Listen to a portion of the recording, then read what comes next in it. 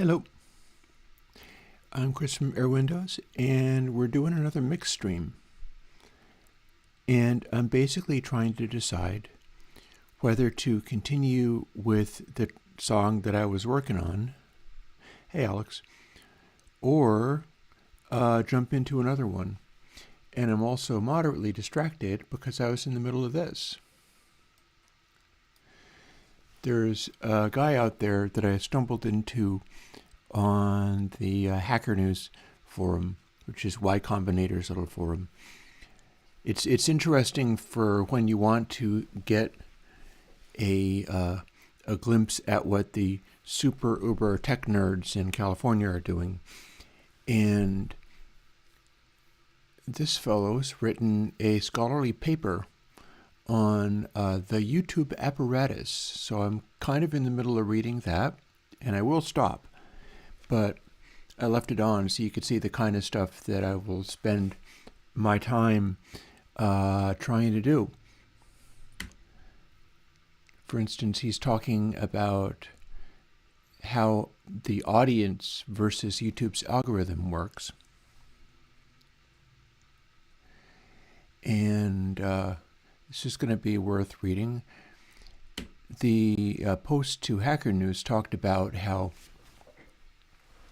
it sums up into sort of rather predictable advice of what counts as helping you be successful on YouTube, which is not actually difficult, because the thing is, there's multiple levels of this. Again, like he says, it's supply and demand, certainly. But you can look at something like Mr. Beast for a YouTube situation where they're clearly maximizing on the back of that, but I don't know that that's necessarily going to always be the most effective technique. And I'm actively interested in maybe being able to sort of go a level deeper there in a way that's comfortable for me to do. Because you see, the way Mr. Beast works is hammering at your attention span, and interestingly, the way that guy markets and promotes is not primarily making you be scared or making you hate other people. Indeed, his marketing is heavily leaning towards making you be happy with yourself by paying attention to somebody who seemingly is being very generous and kind. So you can tell yourself a little story about, like, oh, I like the people that are super generous and kind. I'm going to watch more of these videos. And then you do. It's very effective YouTubing, certainly. And whether or not there's any, like, does it count if the guy is specifically pursuing it as a tactic? Ooh, I have a quick little question. Harsia Wahano says, where do you recommend putting mastering within master change? I will happily answer mastering questions in the middle of all of this. But the answer to that is I'd put it last. It's got the dither in it. You don't necessarily want to put things after the dither, assuming you're going to a 24-bit output, which it's designed to do. It's designed to dither to a 24-bit output, so you're going to want to put it last. It kind of is the master chain the way I designed it, although you could certainly do other things if you really wanted. Anywho, the scholarly paper that I'm reading. And I'm also going to keep an eye on my wood stove, but I've actually got control surface cam today because we are going to be doing some mixing. And so it's still set up for the thing I was working on, but I did some more work on that off stream. Maybe it would be a good idea to just continue it. And another possibility is to jump in and do something else. I've got a number of choices there. But this paper on how YouTube functions in society and media is essentially what this is about. Is interesting because it's talking about, so I'm clearly not reading it this fast. Don't believe for a second that I'm actually reading that fast. I'm skipping ahead to things that would be interesting to talk about. I'm going to read it on my own time later. But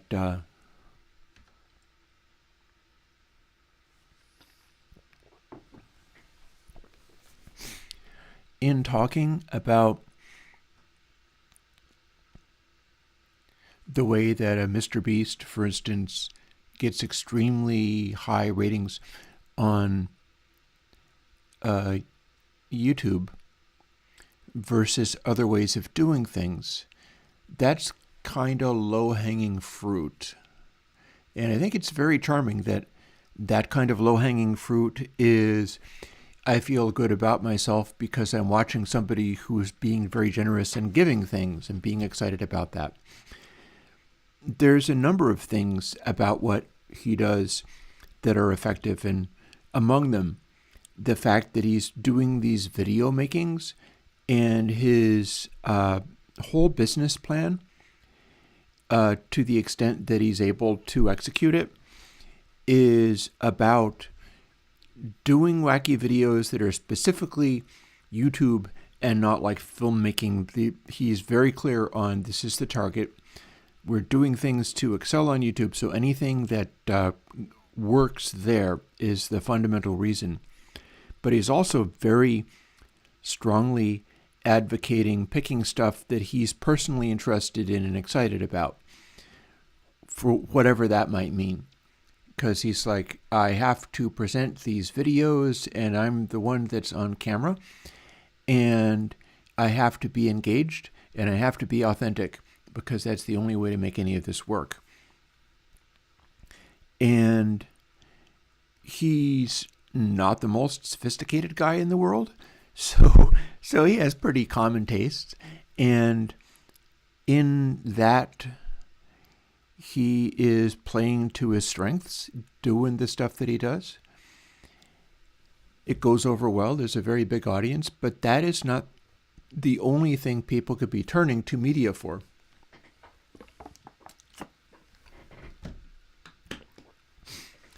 So in the context of what can we do to communicate to others, do a thing where you're being part of it. Yeah, his videos are silly. Well, you don't have to. You can be a different kind of person who doesn't like being pandered to that way. I had a conversation on Reddit in a audio engineering subreddit where people spotted who I was. They were like, "Are you Chris from Airwindows?" And I'm like, "Well, yeah, no, this is my Reddit username." But I had mentioned that somebody criticized people for being like, "Oh, you do this and this and this and this, and hi, I'm an audio YouTuber, and here's what I do." And I was like, I resemble that remark. I've just put out a plugin where the controls are like scope and skronk and girth. And I was teased about that. Like, oh, girth. Okay, I see what you were, you're going for there. And I'm like, yeah, I've actually, I don't post to that subreddit anymore. But I even got rid of my my flair for it. But I got teased over that. And yet it is literally true that I put out mastering and intentionally, rather than making it just extremely arcane and impossible to use, firstly, I simplified it down until I found it attainable, like possible to use the thing. But I specifically named this stuff after what it does, having designed these controls to do those things, like maximizing on the tone color changes that those things presented, rather than breaking it down into, I need to make it behave on this frequency or that frequency, because it really kind of doesn't. It really doesn't act like EQs. Although I think I stuck, well, no, I put it in subtlety in consolidated. But the fact that I was like, this is mastering like you've never seen it before, and had funny names for things, and it's a real plugin. I'm not making that stuff up. I chose to call scope rather than air, because I feel like when you boost that kind of thing, it's like you're putting everything under a microscope and bringing it closer, which I don't always like. So I picked a way of phrasing that where you can more easily understand, do I want everything to be really close up, or do I maybe not want as much of that? And I renamed the control to go along with how I thought it worked. But it still named something funny. And as a result, it's been like my number 2 video now since ConsoleX. And that's why. It's because I was there calling things funny names. It happens to be a real thing. I wasn't making it up. And I designed it that way, but I also called it those funny names, knowing that YouTube would latch onto it, because people would be like, oh my God, I've never had a girth control before. And that's YouTube, baby. That's how that works. So it's a funny situation. Like, I guess much like Mr. Beast cares very, very deeply about maintaining. I'm gonna shut this. I'm not going to finish reading this paper, although I could skip to the end of it. No, I'm not going to even skip there's a section here, self-indulgent postscript, poetry as social science methodology. Like, I'm going to read the heck out of that, but I don't expect to talk coherently about it on stream. I'm definitely very interested in reading that on my own time, though. But yeah, also I see there are a few questions popping in, so yeah.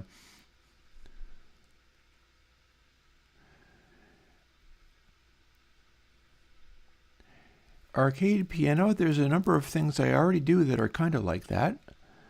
I guess I can just continue to pursue that general idea. Harsia Wahono, if you often output to 32-bit bypassing the dither. Well, first of all, a lot of the stuff that I'm doing with that bypasses the, like, why would you have a final limiter if you're using these tools? These tools might be for doing something else. However, if you were to be doing it in a context like that and outputting to 32-bit, that's why I made it bypassable. And in that case, it's up to you which thing you want to put first or last. It very much is. I don't have recommendations for where you would put the final limiter because I wouldn't be using one. But again, I've said sometimes, I'm not your mom. You go ahead and try it if that's what's getting you where you want to get. And nothing would make me happier than if my stuff finds its way into some kind of idiosyncratic thing, like you're mentioning idiosyncratic parameter naming. If you have a workflow and a sound that is your sound, and you get it through taking my stuff and sticking it into a workflow that's completely different from what I would do, cool. I love it. I love it. I'd rather not have things all done exactly the way that I want them. But for the things that are, let's make the screen be more than a little bit smaller than it is, because I have that enlarged far too much. And I'll show you what I've been doing with this while I was not streaming. Got to run Airwindows.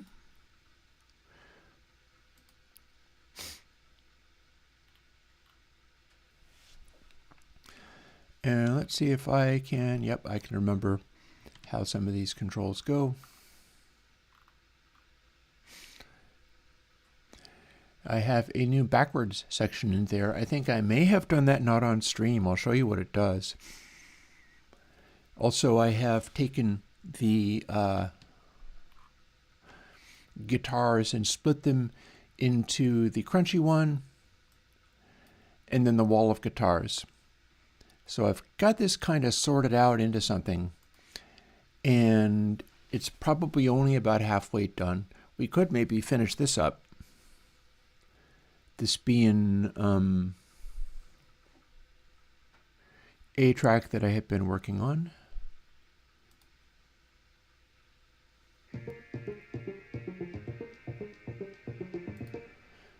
Although, let me see whether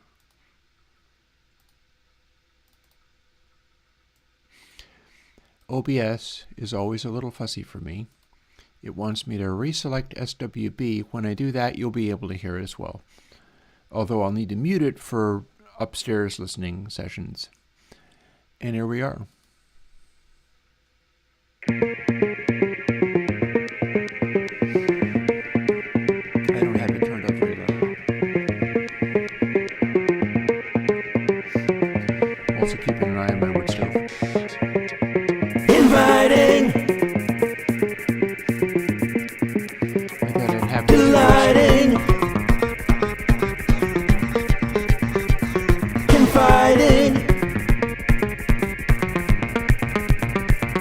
Inciting. So my question is, I've got that set up so that the snare hits hit at a particular rate, and they reinforce those sounds. Now, if I continued the snare hits out, they wouldn't be hitting the other delighting.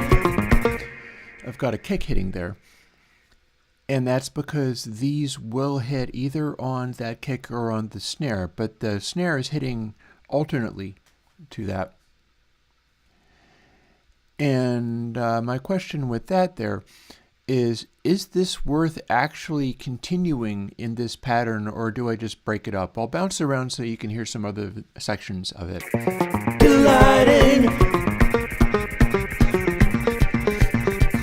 Confiding. Inciting.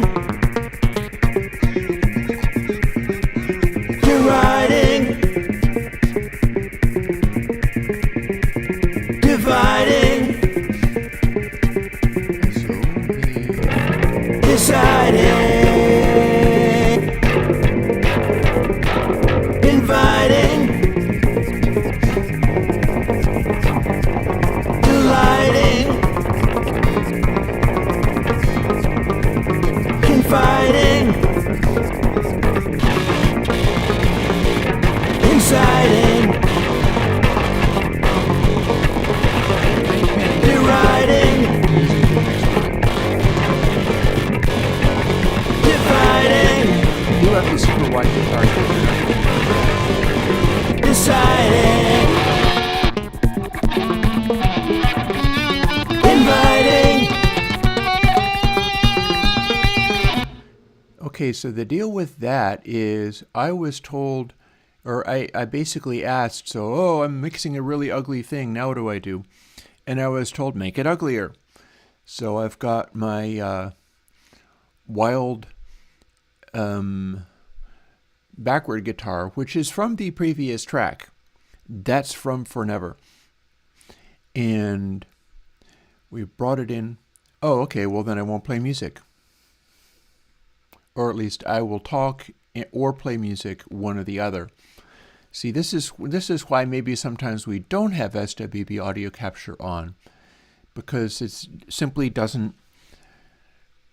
You gotta take it as you find it, really.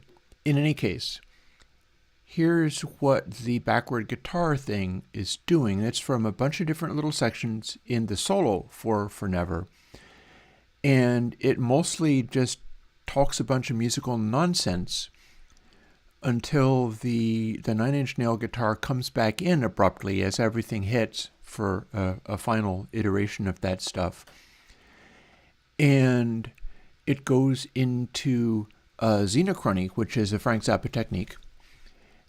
And I zooped it around until it seemed to start going into a wailing guitar solo of sorts as the bass and stuff comes back in. And so you'll hear that now.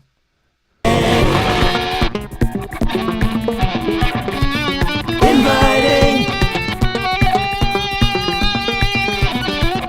delighting, confiding, inciting, deriding, dividing, deciding, inviting, delighting, confiding, inciting, deriding. And so it's cranking away like that. And then it's heading to the final bit. So my question there is how the flow of this thing goes. And I'm not averse to just fooling with it today. I mentioned on Blue Sky that I had a disorienting and dismaying day yesterday. And it was for a number of reasons. I'm actually quite pleased that mastering came out and pleased people and people were enjoying it. Another thing that came out was Bacon Paul started working on Six Signs again. That's his baby. And among fooling with it, I brought up the fact that when I run the synth that I did on stream, remember, and that I could throw stuff on this very track if I felt like it. I could make stuff up. I'm running it at 96K. It is currently coded to run at exactly 2.5 times the native sample rate. And when I would run the standalone plugin, it would force things to 48K, which is what that entire crowd of developers insist upon doing. And my patch broke. My patch completely broke. The one that I did at the end of the stream, like, oh my God, check this out, guys, the polyphonic aftertouch and the way that it goes from like a synthesizer sound or a synth string sound to a horn-like sound that swells up in volume. When I ran it at 48K, it was appalling. And Paul was not expecting anything of the sort. He was like, what? Broken? It's not broken. Why would you call it broken? You know, not quite like, stop that, but more like, it doesn't seem broken to me. Where's your problem? And so I had to demonstrate it. And I did a little screen capture, and I was like, okay, this is it running at 96K. And this is it running at 48K. And another guy measured what I had shown, which was all entirely in MP3 form. So what I was contributing to them, as far as examples, was literally all 48K content. I had just done the screen capture and audio capture at the native sample rate. And when you turned that into the MP3, you got a restricted bandwidth that wasn't 96K, and yet it was still starkly obvious that something was amiss. Yeah, somebody did. I do have a span. Somebody did do measurements of it, and they're like, oh yeah, wow, that's big. That's like 66 more dB on the 10K, and I don't like it that way either, and that's interesting. And so all you did was change the sample rate. Turns out what I was doing was tuning it to hover around a certain nonlinearity by having excessive feedback on a sawtooth-like wave. In the FM synth, I just used one operator, technically like one sine, except for I wasn't using a sine. I was using a sawtooth style wave. And what I had done with it, my polyphonic pressure was turning the feedback down, not up. And that let this particular sawtooth wave blossom and bloom and become fuller while still being fairly simple. And the whole thing ran with a fairly high unison. My computer can handle that kind of stuff. And as a result, I had tuned this patch to only work at 96K because it sounded extremely nasty when it wasn't. You could probably go even farther, run it at 192K, and it would have even less of a overtone there. But it was sample rate dependent. And the guys in that chat, the programmers in the Surge XT thing were like, uh-oh, we need to fix this. We'll fix it by making it only run at 48K. And I went, I'll fork it. Okay, if I got to, whatever. And I got this was yesterday. And I got kind of worked up about it and was fighting to make sure that I wasn't just freaking out. Because I was like, I don't have one of the newer MacBooks, but my Mac computers are all Apple Silicon based. Maybe at some point I will. It'll take a certain amount of saving up. So my day yesterday was like teeth grinding levels. So my day yesterday was teeth grinding levels of making sure I wasn't acting inappropriately or being unreasonable with these nice people who were doing wonderful things that I in turn could share with the people that follow my work, and indeed that can be given away in conjunction with stuff like ConsoleX or whatever to have an incredible toolkit for open source users or people who can't afford to buy expensive synthesizers. This is a key thing. And there I was going, okay, here's a problem. And the first response that I got was, we better take away your ability to do the original sound because it's clearly different. And it's more important that it not be different. And after like freaking out all day and working really hard, because I have autism, I can't always be sure that I'm going to react normally to things. And I have to work really hard to not like freak out or bully people in social situations because I really don't get it. And this is only highlighted further by the fact that there I am freaking out over this stuff. And somebody brought up, okay, well, yeah, we'll put in a switch. And I did not get, and I really don't think anybody said that what was being suggested was, okay, we'll make it default to the much lower sample rate that makes the horrible sound and ruins your patch. But then mentioning a switch means that we're also going to let you have the higher sample rate on which your patch depends. And it took me about like 10 minutes in this conversation to understand that was what was being offered, at which point I immediately retreated and went like, oh, okay, that's all I need. Go and run your thing. Because I was looking at, these guys are not jealous of me. I am a peon programming-wise, and it's really tricky because it's like I don't think any of them have as many YouTube followers. There's things that I do that they don't. That doesn't mean that I can tell them how to run their stuff. In fact, it's very important that I don't. So this is always like pulling teeth for me, making sure that I don't misbehave in a public setting where I'm interacting with other people, which has never been my strong suit. And so, yeah, here's the thing, Grenz.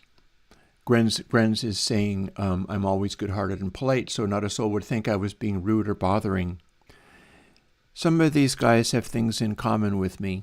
I'm not sure how explicit that is. I'm not sure how they would be like, oh yeah, no, I have the same condition that you have. But they will bully the hell out of me without meaning to or thinking about it, because they don't get where I'm coming from. They don't have any of the same values. I am strongly of a mind that you should optimize. Like my answer to that would be keep it the way it is. It runs on 2.5x the sample rate. And if you choose to run on a much higher sample rate, you get to natively use all of the ways that it can get these different sounds. And that's when you get to use them. The patches aren't consistent over multiple sample rates, but I think they're not going to be the same over multiple sample rates anyway. No sounds are the same over multiple sample rates. All sounds will act a little bit differently to the extent that you can get a sense of stuff happening or not happening at or around that cutoff frequency. There's a lot of people in audio who are like, nope, that is a hard limit, and there is nothing that happens over exactly 22.050K, for instance, or 24K if you're at 48K sampling rate. Nothing that happens above that has any significance whatsoever. You can't hear any changes that are happening. You can't hear any changes that are happening around the filter. And Paul pulls off a filter in 6 signs that sounds fantastic. And another embarrassing thing for me was that Paul's done this elaborate filter, and I was immediately like, I want to be able to sweep that filter just as it is. Let's make it go down to like 10K, for instance, or whatever. I want to be able to set that filter to 15K, but have it be exactly the same filter. Turns out that's super impossible. I saw that he was doing it in a certain way, and I realized that some of that could not be swept, and he was very strong about it. He doesn't want to have synth filters in there. It needs to be entirely an FM thing. But the thing about it is everybody acknowledges this synthesizer sounds fantastic. I don't think he has he's not coming from like your audiophile community to the extent that it really registers with him whether his oversampling filter sounds unusually good. To this entire crowd, anything that they do that is an oversampling filter will sound equally amazing or not have a sound at all. And he's doing a sync interpolation filter of like X bandwidth, and it was not designed for tone quality. The filter in 6 signs was designed to run efficiently. It does a lot of elaborate like pre-arranging how the filter must work so that it can run incredibly efficiently, because the rest of it is sort of, naive oversampling, which is the part I like about it. And I think it honestly surprised him that everybody is losing their minds about, oh my God, this is the best sounding synth I've ever heard. I think people are surprised. He is surprised that people are like, holy crap, this sounds better than FM8. This sounds better than Native Instruments FM synth. It sounds better than Dexid. And it does. And I don't think he planned it that way. Nor do I really think he understands what made it do that, but I don't understand how he made it do the things that it does. So it's this gulf of like the freaky audiophile hippies are like, this is the greatest thing ever, but they're not in a position to recognize or expect if he makes changes that break that. And he's not in a position to really respect their talking about that. If he does something that ruins it, he won't notice that and will be like, what do you mean? It's exactly the same as it was. So it's like, oh man, it was like pulling teeth interacting with this crowd yesterday, because I was like watching them propose to remove the very ability to do the super high sample rate. And they did not care and would not have believed it did anything if not for the fact that I made a patch, and I could make patches all day long that exploit this capacity, because I would naturally do that. I would naturally be finding things that would, like, I could make 10 patches in a row. It was not on Gearspace. It was on the SurgeXT forums. There's a special subforum in the SurgeXT Discord for Bacon Paul's side projects, essentially. And yeah, I think I managed to not be obnoxious there because I was a guest. And everybody could see that I was onto something because I was able to easily demonstrate it. I can put together a patch in 3 minutes that will be something that sounds cool at the high sampling rate and then breaks down when you lower it. And this is fine. And if those guys, and again, this is a solved problem, or at least as far as I'll find out whether it's a solved problem, or I will very politely raise holy hell about it if it doesn't end up being a solved problem. Because they were like, oh, okay, we'll put in a switch. And again, it took me 10 minutes to figure out because I was kind of like, I'll just fork it. That's what I'll have to do. Sorry. I'll just have to tell the people who I'm telling how good this is that they should have to use my version in order to have it be. And they don't want to hear that. Nobody wants to see their open source project get a hostile fork because it's like, you've ruined it. Now I need to take it over. Nobody wants that. That's really uncool, in fact. So that's the last thing I wanted to do, but I didn't see any other option. And then they're like, oh, all we have to do is put in a switch, settle down.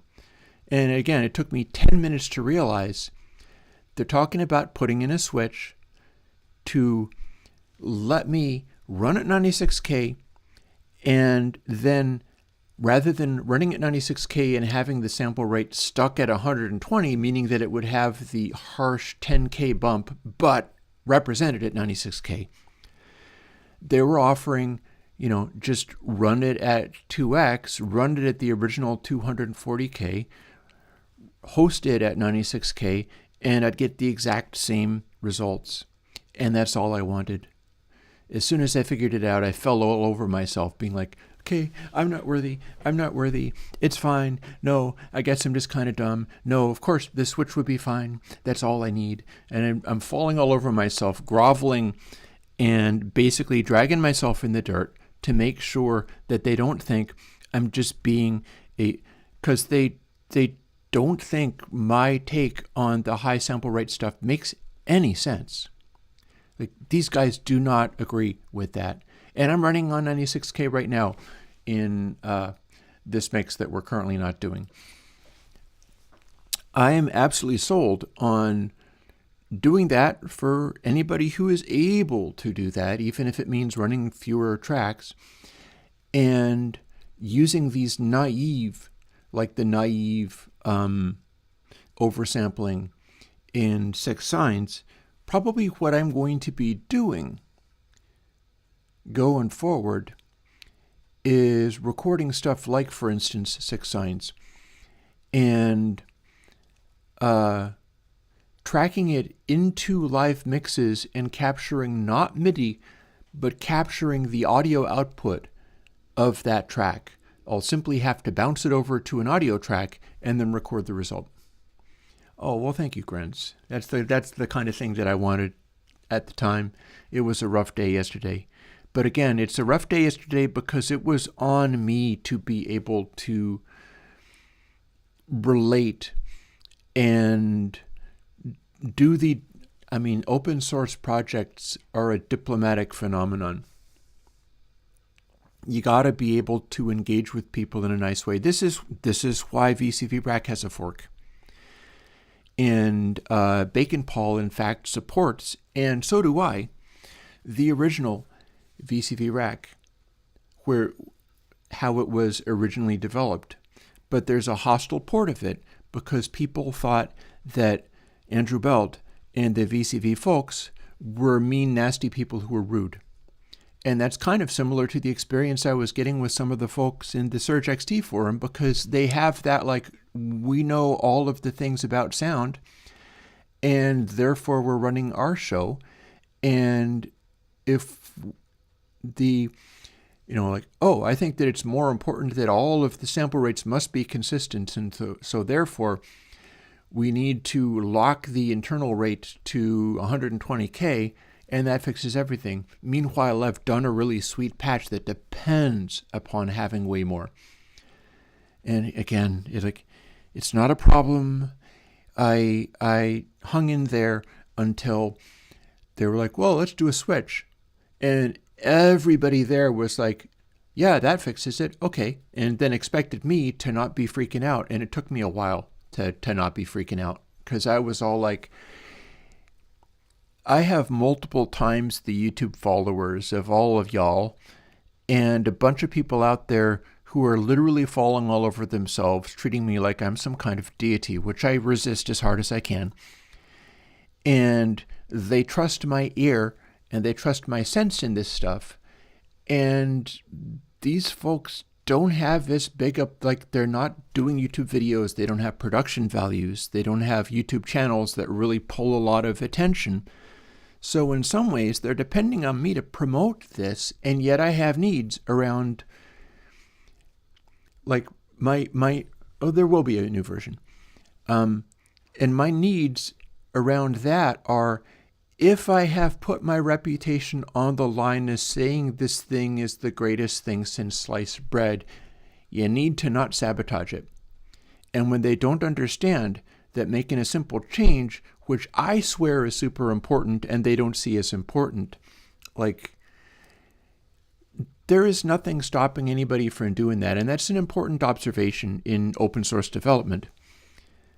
That said, if I am I don't know whether I'm probably not the biggest YouTuber to promote this, but I've already said, like, oh, I want to make streams of coming up with patches in this synth because that's how impressed I am. This is how cool it is that I want to make patches celebrating this thing that you have done. And therefore it needs to live up to the amount of hype I've generated, because I really think it is worth the hype. And thankfully it will continue to be, because there's going to be a new control in there. I feel I can safely promise it, because I'll be like, yeah, about that control. You still got that control? Are you implementing the, and I'll make sure that that's still there. But, which I feel I can do nicely, and they don't ever have to see this stream. I hope you never see this stream. And therefore I can continue to have the amount of hype over this thing that is not in any way mine, but that's going to become a vital part of my workflow. Like, all of this, including, Console H for hip hop, perhaps Console S for symphonic, maybe that's going to be a thing, is going to be fundamentally about, I want to build a system where if my house got struck by lightning and exploded, and I survived with nothing but a laptop and had to go and download everything again, I need stuff that I can be inspired to work with. Or if somebody busted and stole all of my stuff, I have just the blinking lights there. That's different than it was last week, because at the end of yesterday, I was like, I am so done with all of this. I'm just going to remove I removed the Moog Defam and replaced it with some other stuff that I think is going to come in handy. And yeah, so yesterday was exhausting, and today I've been kind of grumpy because of current events and stuff,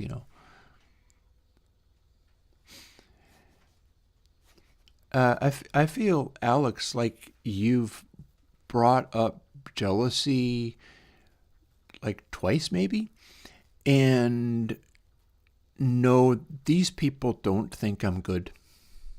They're allowed to not think I'm good.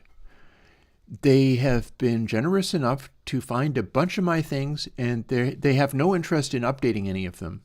They just took a snapshot of a bunch of Airwindows stuff. It's like, oh, look, this is open source stuff. Let's pick out a few things that we'd like to include in SurgeXT, and they've lived in SurgeXT to this day. And I would never step on that or interfere with it. I also have no ability to throw new things in there just because I think they would be good. It's very much just, the stuff that I had done by like 2021 or something. And then like, cool, let's grab that. Let's throw it into our effects bus and off we go. And a lot of it is because they really enjoyed Galactic, but they don't want Galactic 3. I did Galactic 2 to try to follow it up and change the algorithm. And then I did Galactic 3 so that I could have absolutely the original one in every respect, but then deres. Because I was doing the Bezier curve undersampling with deres. And I think that makes Galactic 3 way better than the original Galactic, but it's not going to find its way into Search XT unless something really weird happens. Because yeah. Oh, Alex, are you asking have you tried like literal, I think I have plugins called podcast. You could try those. Anyways, let's bounce back because yesterday and today have been pretty rough. I'm also doing my taxes, and that's no fun. And I got an electric bill, and then also discovered that the payments that I make in a quarterly basis for doing the taxes, I was like 2 days away from being late to even post the most recent one. And it's not a very large payment, honestly, but that also was yesterday. So that's also one of the things where if something like that is hanging over my head and subconsciously I remember it, but consciously I don't, I'll be very unhappy. And I managed to catch that one.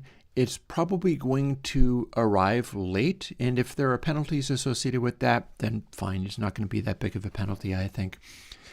But it'll be postmarked slightly before the deadline, and I'll just see how that works.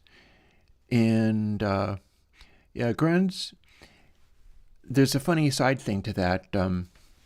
I live in Vermont, so when we get blizzards, my town has a giant diesel-powered snow muncher that trundles along the sidewalks and is followed by massive dump trucks. And it crunches through and eats up all of the ginormous snow mountain of heavy, dense, packed snow from snow plowing. And the giant diesel-powered... Oh yeah, I'm absolutely self-employed. This is my job. So Bellows Falls has giant diesel-powered snow muncher that trundles along the sidewalks and eats up all of the incredibly densely packed snow and dumps it into dump trucks and takes it away. That's taxes. I can't do that myself. Even if I had a snowblower, it wouldn't be able to handle that stuff. So... And people are going to be experiencing things like that down in, like, I don't know, Memphis, Texas, and so on from the snow that's hitting them. They're going to be really struggling. Quick question also, Harsiaz Wahono is asking, what exactly is different between ConsoleX pre and channel inside the code? Channel, which we see here, works to encode sound that is to be mixed into ConsoleX bus.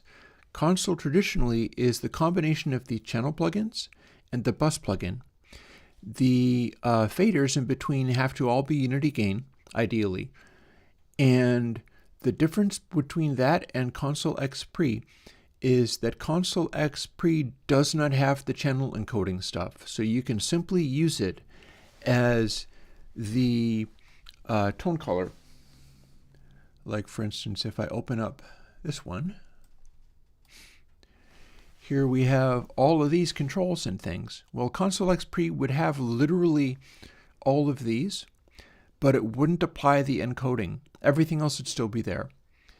So if you wanted to do, for instance, what happens on these, where I have parametric and then to tape and then the channel. So all of my heavy guitars here, and it might be worth me throwing some heavy guitar stings in. all of my heavy guitars here are doing a sort of pre-calculation and hitting to tape with a sculpted sound, and then after that are doing the regular mix bus stuff. ConsoleX pre can be used in this position when you need to do the processing and don't want to do a double layer of the channel processing. And yes, you can use it in other consoles. If you prefer the sound of like Console 0, you can do that. And then for the ones where Console 0 was kind of designed for absolute minimalism, but if you wanted to do a bunch of heavy processing, you could throw ConsoleX pre and do all the tone shaping you wanted, and then do the summing with Console 0. And that would work just fine. Or any previous console, Console 8 with the subchannels and so on, because Console 8 was the one where you had to go to submixes, and then the submixes had to go to the output because of the filtering I had in there. And you are literally looking at the master bus, and let's answer that question by having a look at it. Right now, it appears that I do have the master bus untouched, although bear in mind, I should be adjusting top dB. Top dB does act a bit as a glue by default, and I probably want to look into what would work well, because all these other things will be applied after the summing, so they will exaggerate what the ConsoleX summing is doing. For instance, if I use the fader and boost, which I've got a control here that literally manipulates that, so I can pick my own overdrive, and it'll go into an instance of clip only 2, which I have on the bus right over there. I can trim the pan, I can trim Stonefire, but anything I do as far as like using those filters, those 4-band filters, anything that I do there is going to also be applied to the console processing. So you kind of get a exaggerated, like if I do a treble boost or an air boost, it's going to affect the entire texture of the sound. And so the idea there is using this kind of stuff, and I can scooch this over here, fire this up. Inviting, delighting, confiding, inciting, deriding, dividing, deciding. Has it come to this? Inviting, delighting, confiding, inciting, deriding, dividing. So again, if I wanted to have the entire mix come across like it was aggressively loud, that's the top dB on ConsoleX bus. Same thing happens with the low passes and high passes with the twist. Inviting, delighting, confiding, deriding, dividing. ConsoleX bus has low pass and high pass as isolator filters. But yeah, I've currently got top dB turned way higher, implying that the entire mix, with everything added together, is at a super high volume. And that is a way that I can make it register sounding big and sounding loud, rather than sounding like a digital mix. If I turned it entirely off, it would sound more like a digital mix. I've got it cranked up, so let's play with that a little bit. Inviting, delighting, confiding, inciting, deriding, dividing, deciding. Has it come to this? Inviting, delighting, confiding, inciting, deriding, dividing, deciding. Has it come to this? Has it come to this? And so that was dialing in a top dB number, listening to the snare, in hopes that I would be able to place that snare in a way where it sounded extremely big and huge and merged with the rest of the mix. And then I topped it off by touching air just the tiniest bit for a tiny bit of air boost on the master bus, resulting in something that sounds like this. Inviting, delighting, confiding, inciting, deriding, dividing, deciding. Has it come to this? Inviting, delighting, confiding, inciting, deriding, dividing, deciding. Has it come to this? Has it come to this? Has it come to this? And that's me pulling some of the things back, because what you see on that master bus is that it's pushing really loud. I've got it going right out to the edges, which I don't necessarily need to do, although I can get away with it quite easily. I can dial this in until just coming off the mix, it's huge and loud and overwhelming. And that can be fun in its own right, but I don't actually propose to do that. And again, I can use the control surface to do that stuff with. I was using this air knob up here for the air adjustment, and the discontinuity knob for the discontinuity adjustment. And I can shrink it down until all I see is the meter, or just about. It'll run like this, so I can't actually control any of these or even see what they are, but that's my interface for you. It lets you do this.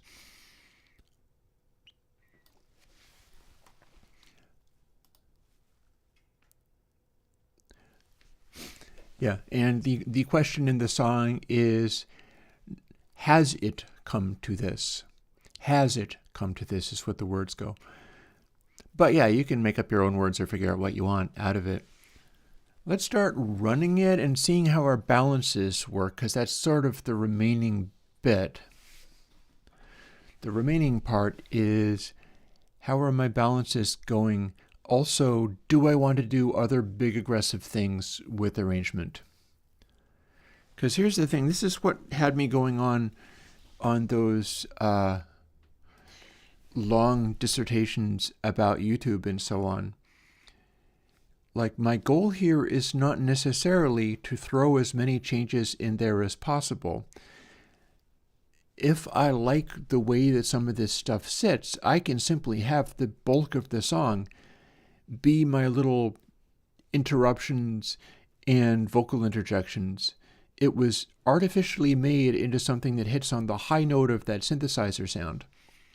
And I've intentionally made the goofy little vocals that go along with it be quieter, less audible. I got my 9 Inch Nails guitar poking out, various other things coming in and out. I can run them entirely separately from the heavy guitars at the end. There's this complete switch between the things, where we start out with just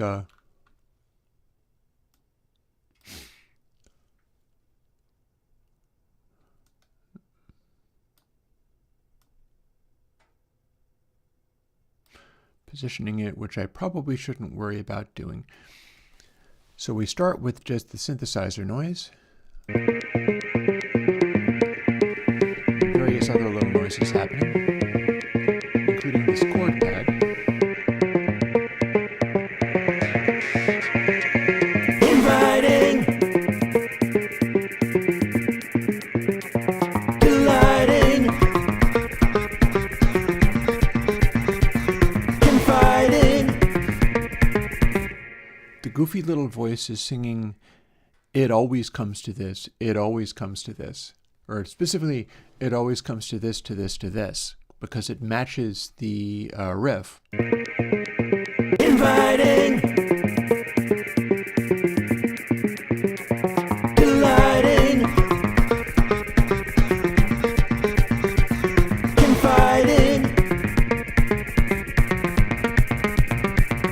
inciting, deriding. It's using that synth snare with a gated crunch coat reverb. So the reverb on that is so twisted that it barely sounds like a reverb at all. And then the bass will come in. The crunchy guitar comes in. And then the next thing you know, it snaps into this bizarre backwards guitar with very little... It makes very little sense when it does that. As you can see down in the bottom, one of the chords continues throughout. Maybe that can do something about that. Change the texture of things. This primary kick is continuing throughout. I could maybe do something about that. So I went through a romantic breakup a couple 3 years ago. So that's one way of addressing that. It's one of the approaches to what that was about. But regarding how this works, this is my arranging of it and the kinds of stuff that I did. This was the hardest work, was making these all be the voices hit on those snare hits, which maybe I don't even need to use as many snare hits as that. Maybe that can come in at a certain point. Like, for instance, where the backwards voice come in. And let me keep it playing. I'm going to keep it playing, and I could throw another log on my fire, so I'm just going to play this through and listen to it while I deal with the wood stove. Dividing, deciding, inviting, delighting, confiding, inciting, deriding, dividing, deciding, inviting,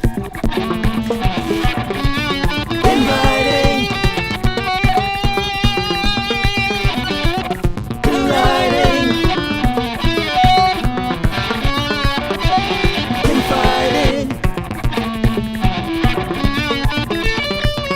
inciting, deriding, dividing, deciding, inviting, delighting, confiding, inciting, deriding, dividing, deciding, inviting, deriding, dividing, inviting, delighting, confiding. Okay, I have some ideas. I have some ideas of things that could work.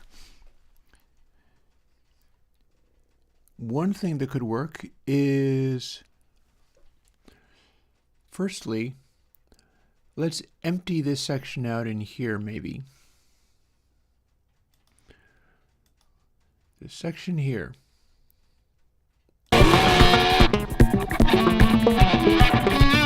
Inviting,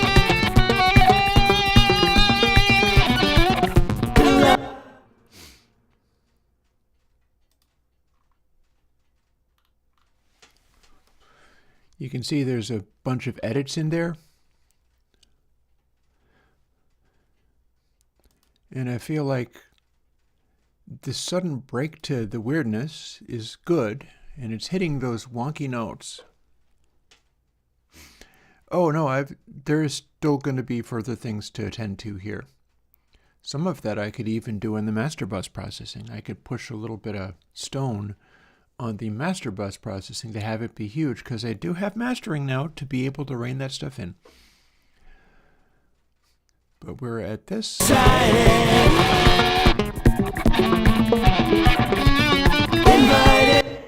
So do I want that noise?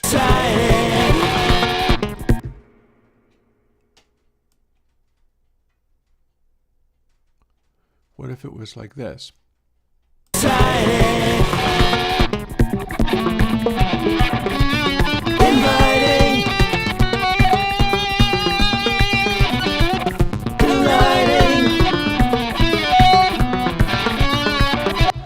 And here's where I start getting bored of it.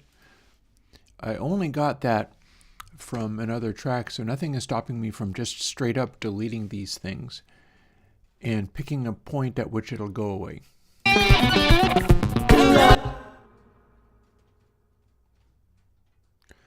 What if I edited this?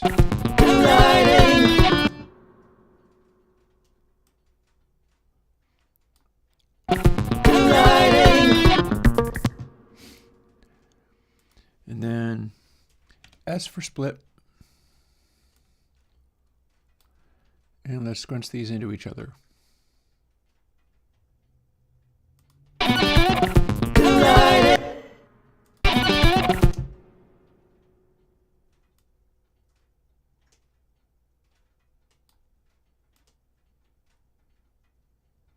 Little crossfade.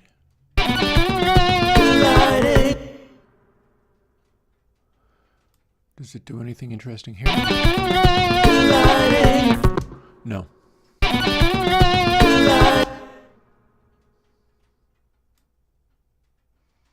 Cut it off earlier. Ooh. Okay, so I could cut it off where that voice hits. Let's scooch it forwards a little bit. Longer crossfade.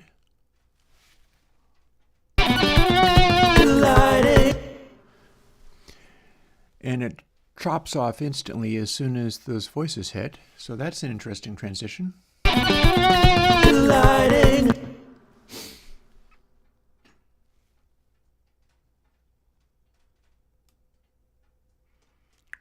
Or make it a snappy little transition.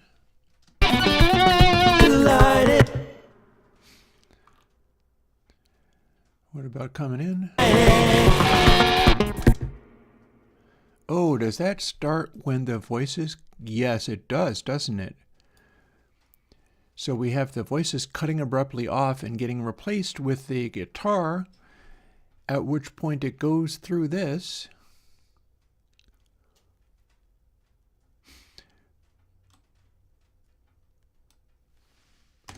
We can even remove those, and then it's just going to do its wacky thing until the voices come back.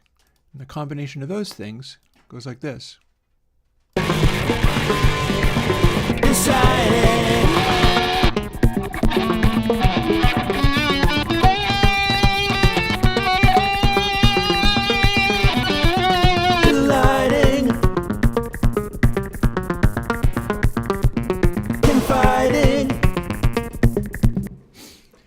I'm also thinking in terms of doing more aggressive things with these snares. Like maybe we don't even have the snares this whole time. Remember, at any point I can widen these out until it is the snare beat again, and it'll act like this.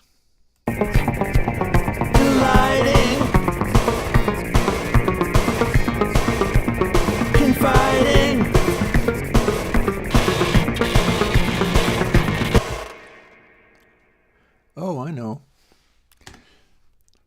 So I will make the snare hit as that guitar hits, and then switch over to the guitar, and then it switches over to the backward. So the snare will come in and out at its existing tempo. So where would be a good place for that to start? Deciding. How about one before that?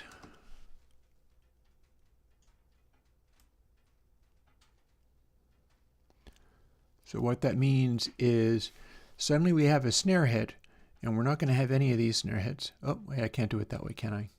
I do it this way, other mouse click. So it's just doing those. But then as it comes in, we have a snare hit that hits out of nowhere. The bass comes in, and then the second snare hit is reinforcing the vocal. Dividing. Deciding. Inviting. Delighting. Confiding.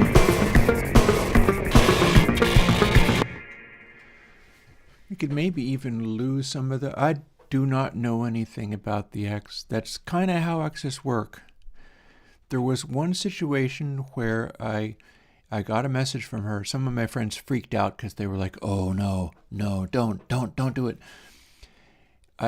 No, she probably wouldn't. If she was to like a song, it would be the earlier one, just after, which was Rise. Many of those were around that.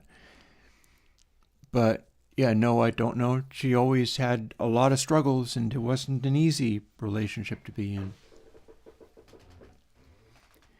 And yeah, I mean, the regrettable thing about that is that I bailed, but I bailed because there were things that were going on that I didn't feel safe around.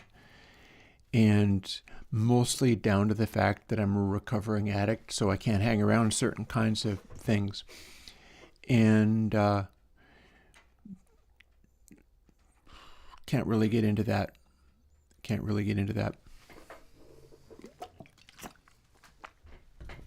So no, I hope she's doing okay, but I heard back from her at one point and she was like, "Would you like to refire the passion again?" And I was like, how about we be friends and I get to speak freely about how I think things are going?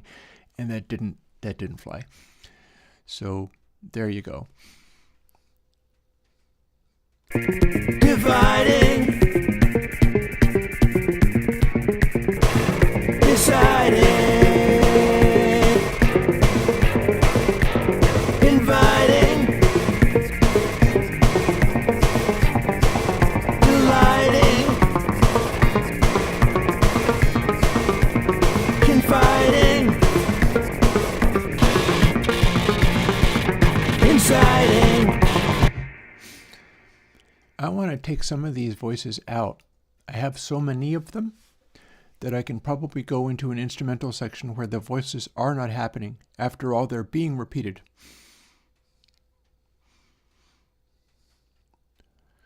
So I'm going to try to imagine what it sounds like without these voices. Inciting. Deriding. Dividing.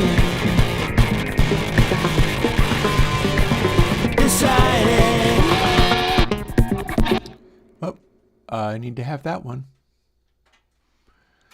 So the tricky thing is that I've set these so carefully that the ones that I delete won't be that easy to put back, but I do still feel as if I want to delete some of these. So where should they return? Inciting. Deriding. That's an unexpected enough point for it to come back.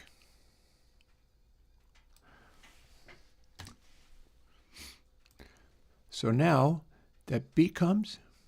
Deciding.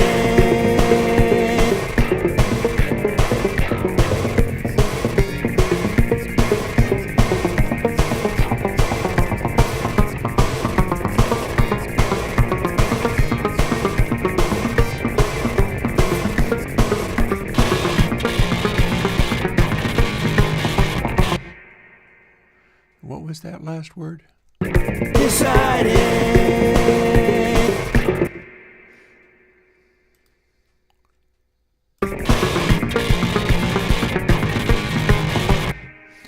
I can repeat that. That would make logical sense. So the way you do that is you copy them and then you place it just where you want. Oh, except for that's in the wrong place. So let's do a little undo. Let's click here and then we hit that. Then we click over there, keep them both selected. Or not, I guess.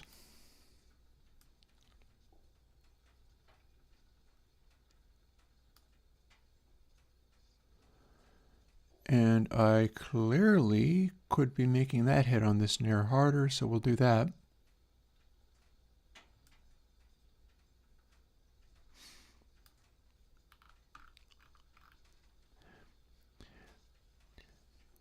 And now the voice can come in.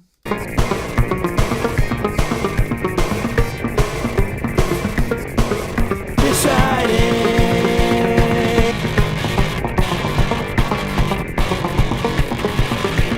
Deriding. Dividing. Deciding. Deciding. So that's a straight up, in that case, if I remove these ones, they have a neat little off rhythm thing going on, and that's cool. But if I take them out, the voices go to deciding, deciding, deciding, and then cut off and go into the gnarly weird section. What's that like? Well, let's remove the selection and find out.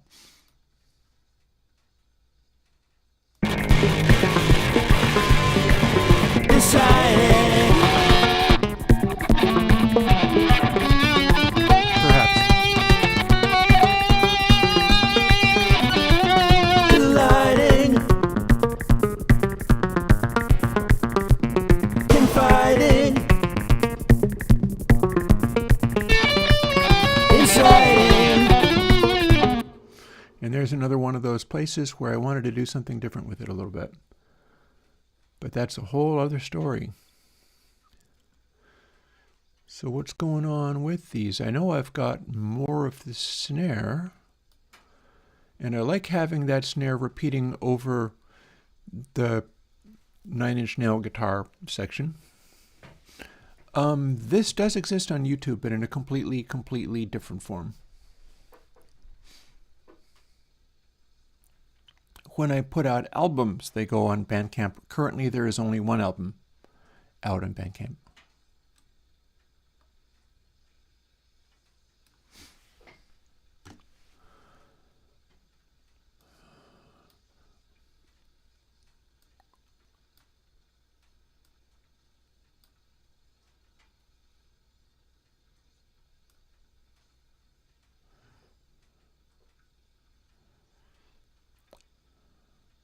So this is an offbeat vocal. It's hitting on a beat, but it's not hitting on the beat. But then if I use this snare head, then the snare returns as the backward comes in. Deciding.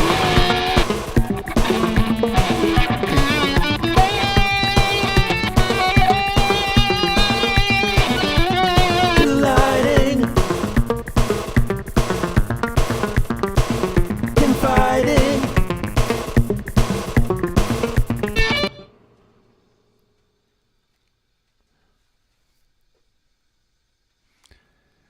And of course, what does this even do? Deriding.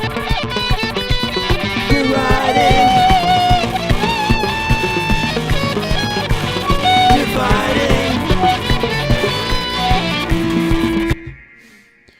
Maybe don't need the outro? Or as much of the intro?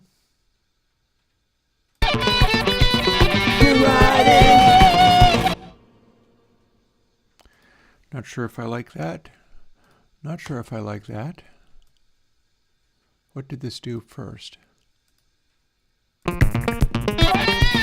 Deriding.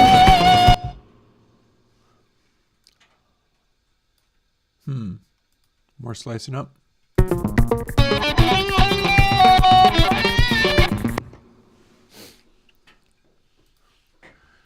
Okay. What do we got here? Deride. Split.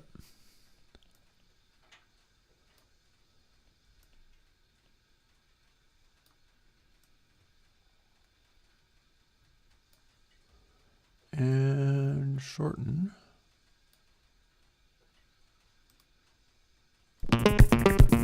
Deriding.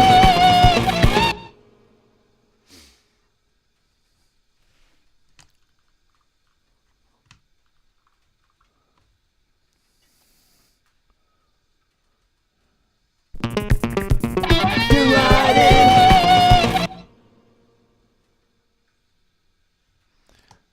Let's select both of those and slide them both around. Deriding.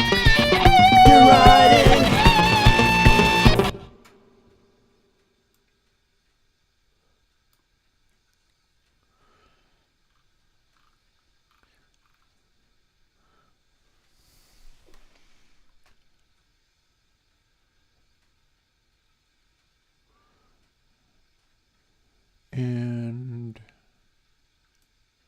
keep that snare happening, maybe? How does that work? Deriding.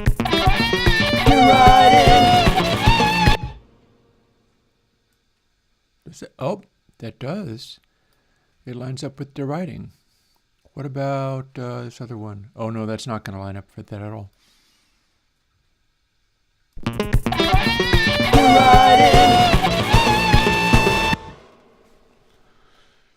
So if it does that,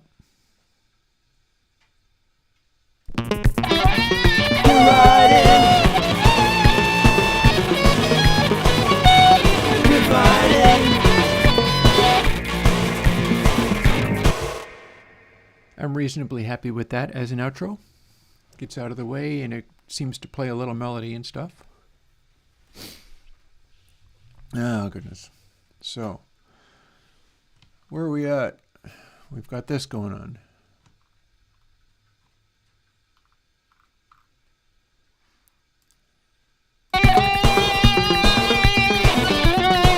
Lighting.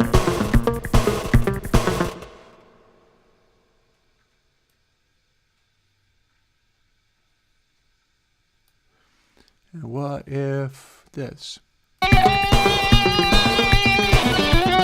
Lighting. Oh, I know. Let's be even crazier. All of a sudden, even the hat goes away. And we have this echoing void in this bit where it snaps into this section.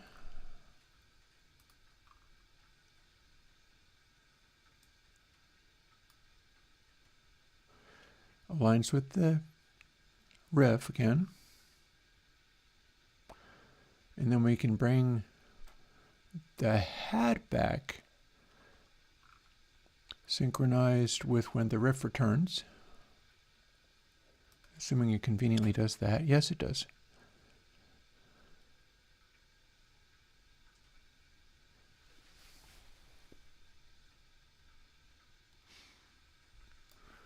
What does it sound like when it's matching the actual riff? Confiding. Perhaps not as good as I would have liked. But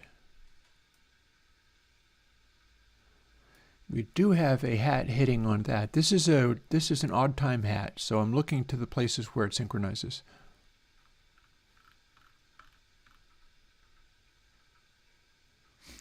In fact, maybe I can even get bolder and sillier with it and have the hats only happening under those voices and not otherwise, which is like this. Confiding.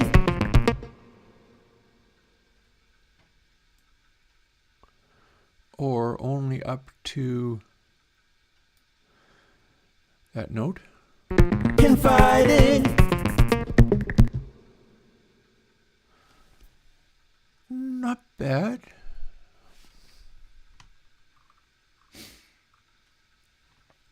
At which point I will be cutting that back again and doing the same trick over again.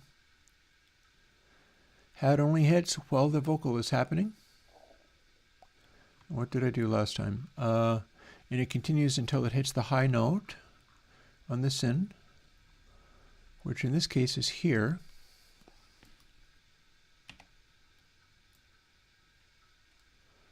Hitting a little early, but that's fine. Places that things sit in the groove depend a great deal upon... Oh, what are we doing? That's probably something else. This is the one I was looking for.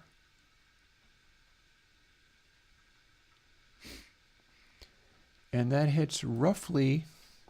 It's never perfectly accurate, but one of the things I'm going to be doing going forwards is recording stuff track by track without a click or grid lines. I'll probably be using simple delays for time reference, but I want to make the time squishier. And one of the things that's happening with this hat sound is it's a funny sort of double time, overtime, weird thing. It's, I believe it's locked into the riff. Colliding. Confiding. Inciting.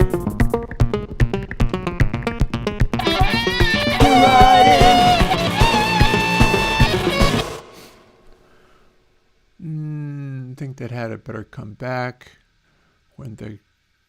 Oh boy, see? I'm moving it and ain't nothing happening. It says position. I've not clicked the right thing. But now I have... Oh no, this is the wrong thing. Snap offset. So this is doing a wrong thing and I don't like it. But this is doing the right thing. If I click here, I've selected a place where I don't want to select, but I can at least move this to where I want it to be. Hats return as the Nin guitar comes in.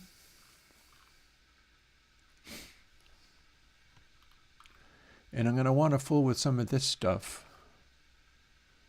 I want some of this stuff not to be happening. Kick is probably fine. I certainly don't need the percussion chord through all of this, although it might be doing something relatively harmless.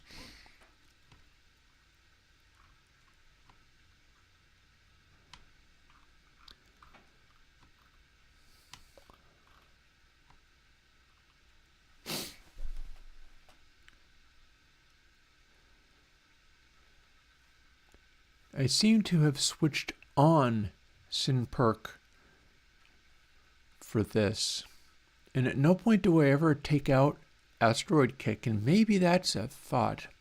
I've taken out and chord. I still have perk chord. Let's do a quick little investigation of this.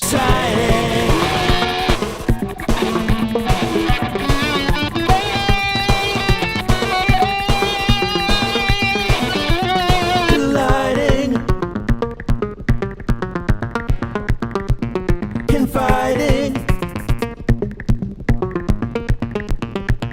Inciting.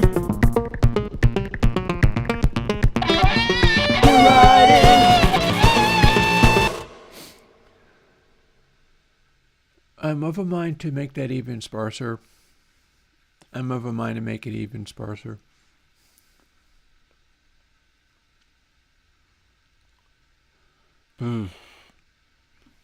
It is puzzling. Well, I know one thing that I can do is have this chuckly noise do an abrupt switch. And I absolutely want to see what happens if we drop out the primary kick drum of the whole damn thing.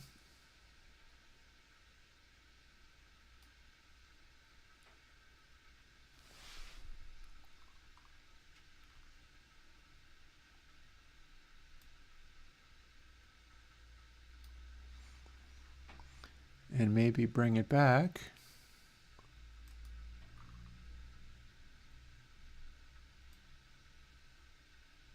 Well, that's no good. It's doing this snap offset thing to me every single damn time now. There's our onset.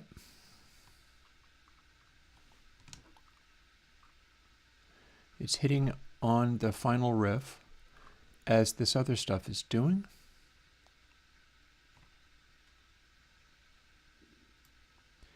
Maybe we just keep those hats going.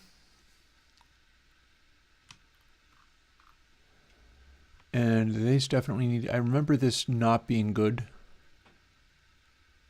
So just a little peek of weird hat.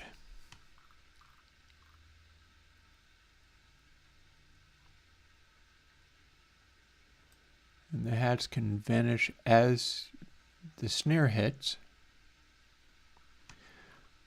See, this is all weird, arbitrary stuff, but it ends up having a creative purpose. Because I'm just trying to make odd things happen. Especially if I can make them happen in a way where you don't expect what's happening. So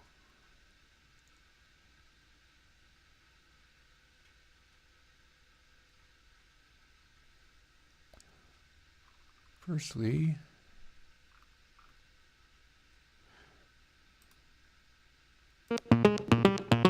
Inside. we can split this too.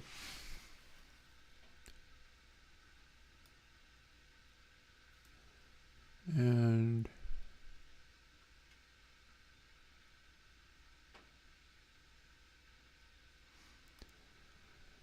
so all of our stuff goes away here.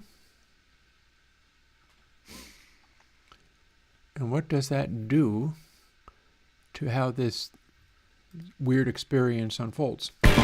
Deciding.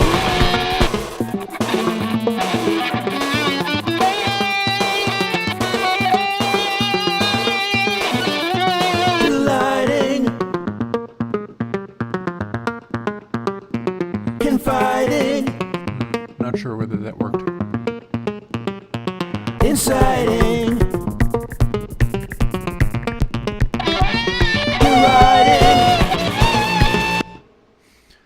Well, one thing for sure, we can do this.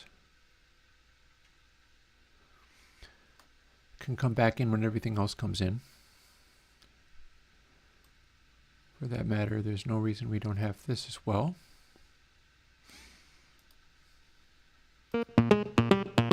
Inciting.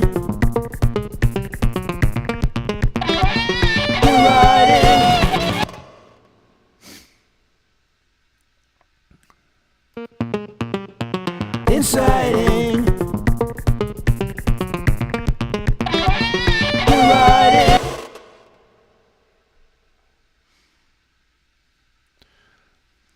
So the thing I'm wondering about at the moment is whether it's worth going in and making it effectively a single gated kick rather than the sort of throb I have going on over this entire section.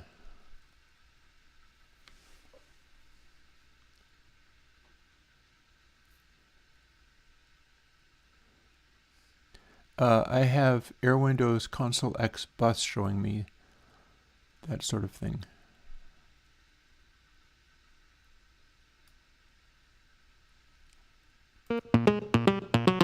inciting, deriding,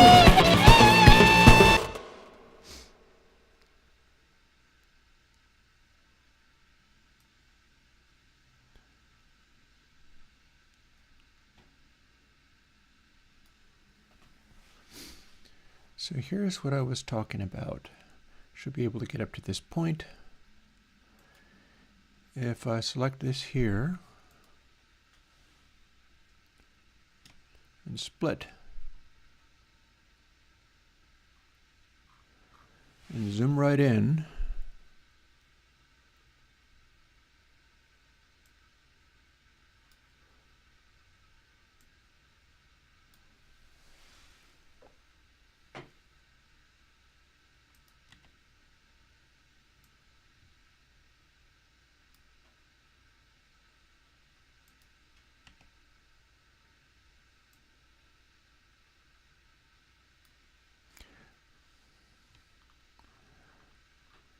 this is going to be a little time consuming, but that's fine. We can keep only the single hit, and it does have a sort of rum, rum, rum, rum.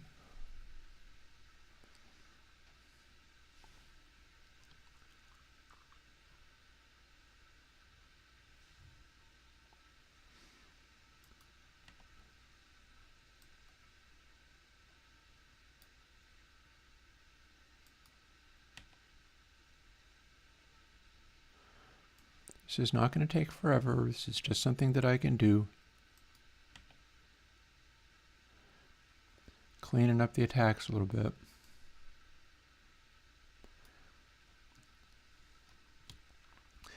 I could make this almost arbitrarily short. I'm just letting it and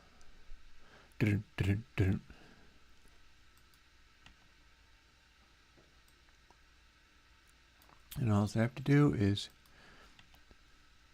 go through here repeatedly doing this until I get to the other point where I stopped it, which won't take all that long.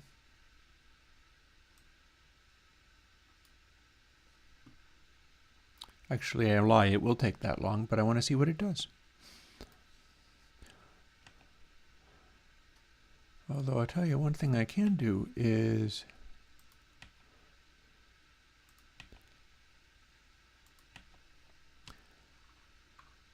skip ahead by a little automation technique. Rather than switching back and forth between processes, run ahead and do one of the processes.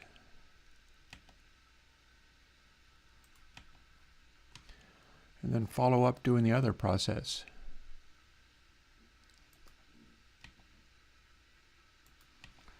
We'll see how that even works.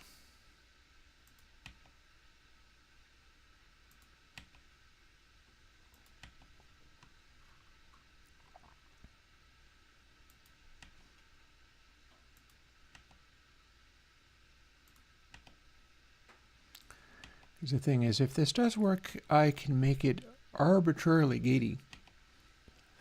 And that might be fun. We're doing the thing of just making all these word changes happen to see what they do. And the neat thing about it is that since this is all manual editing, especially if I tighten it up a little bit, it'll be kind of like there'll be these small changes going on that'll make it slightly more interesting to the ear than an automated process.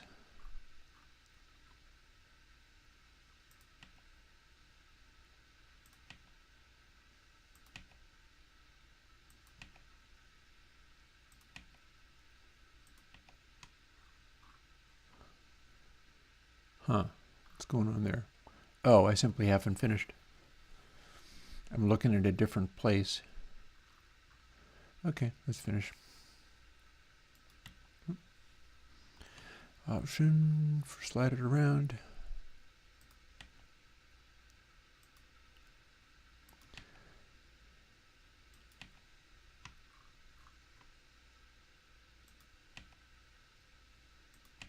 Hopefully this will be worth it. If not, I'll try something else.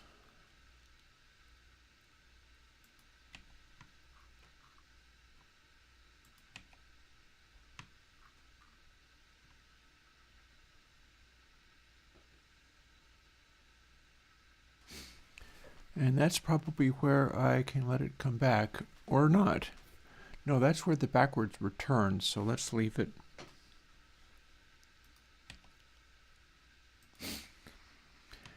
This is one of those things, much like in plugin design, where if I'm really cranking away with it, then it can become almost arbitrarily weird sounding to try to describe what's being done. You end up being like, okay, so this time I'm going to do the thing with the thing. Or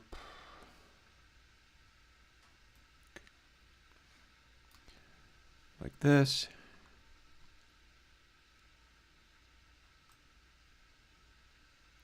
And like this.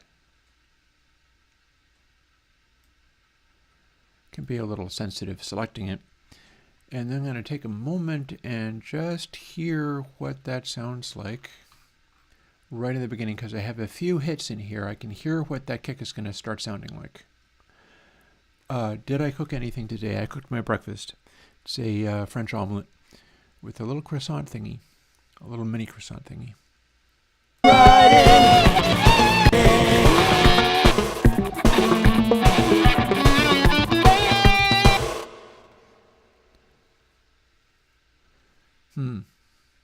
Could be.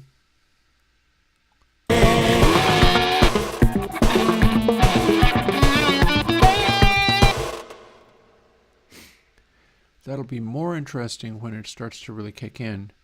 I'm just trying to make a decision on how long these go, because right now I've got this stretching out about this long, but I can tighten it up an awful lot.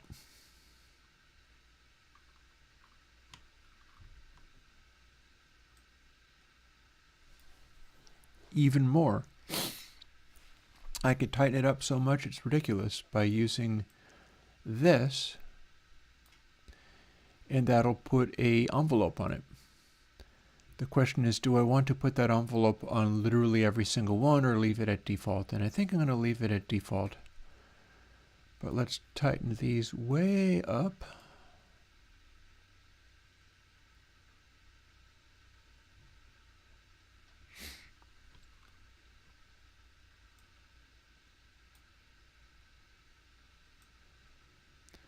The little fade there is going to stop it from clicking, so I can do what I please with this.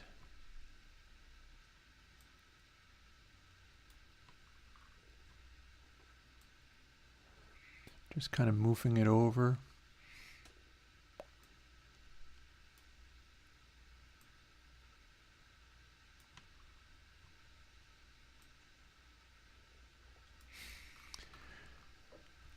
And now I can hear more what that sounds like.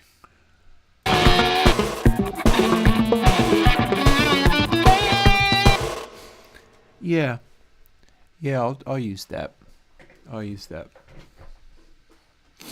So that's going to take me a bit, which is fine.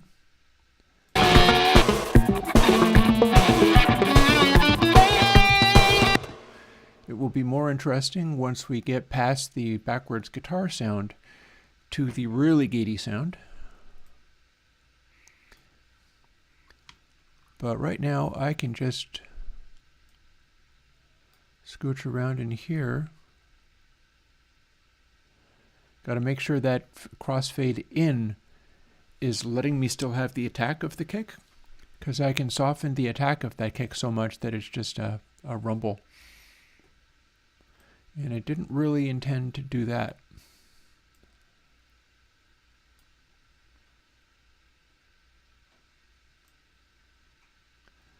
It's being a little touchy. It's being a little cranky as far as letting me do these edits. That's fine. See the little red thingy? That has to be at full volume at the point that the kick starts. Otherwise, it's going to be a utter and total dubstep, dub techno kick, which is just nothing but a throb. And that's fine, but I'd like to retain more of what this is.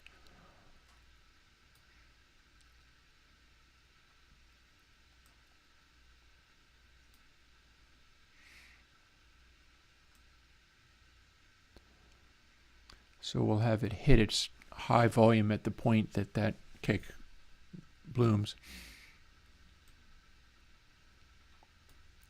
And then we're cutting it off much more aggressively. And it probably shouldn't take me too many minutes to do this. I can glance over at chat. And Grants, you may be right. Let's find out. I'll do this one and then we'll give that a try because I think that might be actually be true. And that would be very exciting. So over to these. Then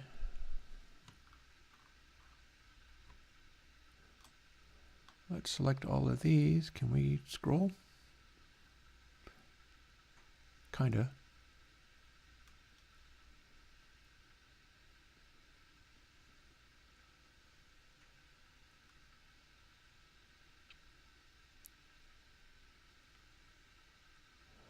And let's pick only that one because the one in the end has already been edited a little bit.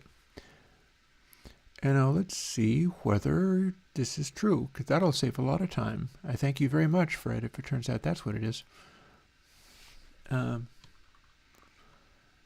over. Can I do this at deselecting the buggers? Probably not. Fine. I will just use this to scooch over to here. And lovely. Okay, thank you very much. You're completely correct.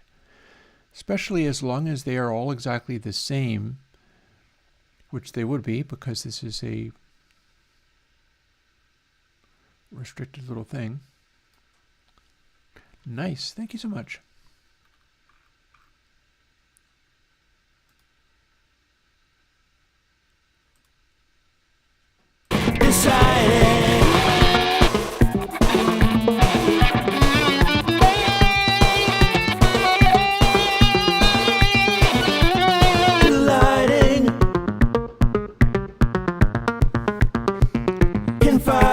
Oh, I just thought of something. I can cut the riff out during the backward guitar bit just to make it all the more disorienting. I do have a beat happening, but there's like nothing else rhythmic happening at all. So let's see what happens when we do that.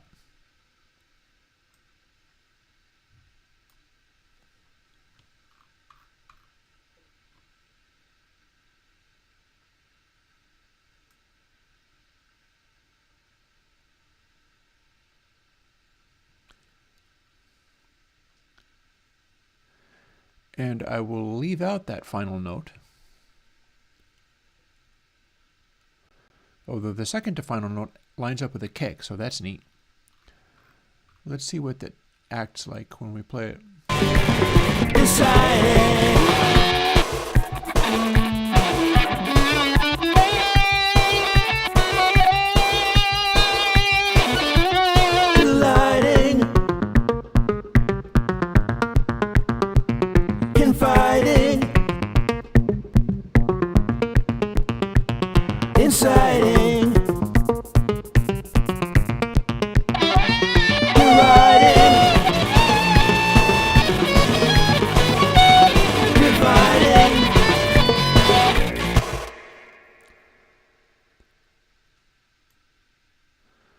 This is our pad. What if our pad was still there?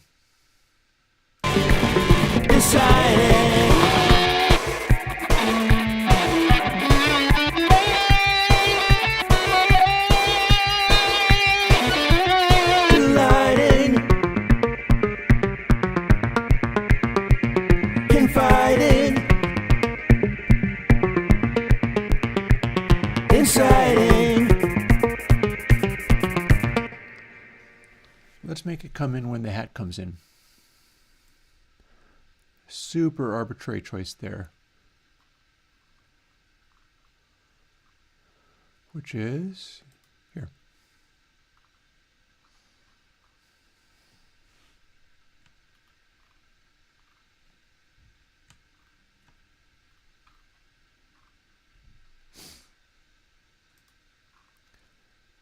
There it is.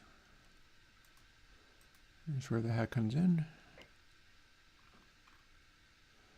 And we're going to just do S and delete the other one.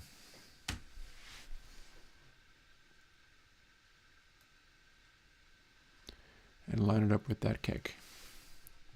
And line this up too.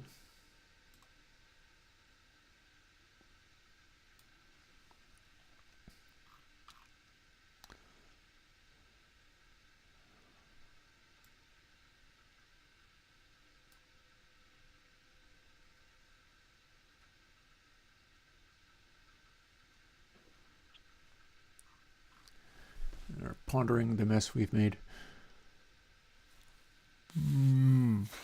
Here's a thought. When we do that, let's go to a bizarre pseudo halftime thing. Because our kick is going, but we don't necessarily need to have the snare doing this. Does this line up? No, it doesn't, does it? I was trying to see whether this lines up with the onset of one of the snares, and it does not.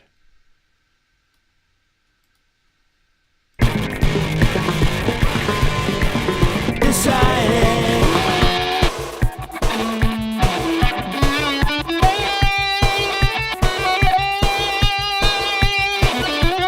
Delighting. Yeah, so what if there weren't nearly as many snares? It could be like a real halftime or quarter time thing, or I could pick every third. That could be amusing. Deciding.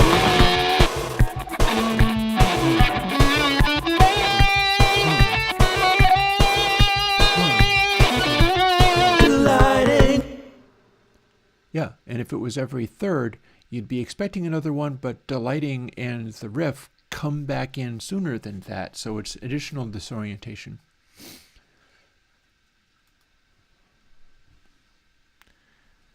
Nothing to it but to do it. 1, 2, 3.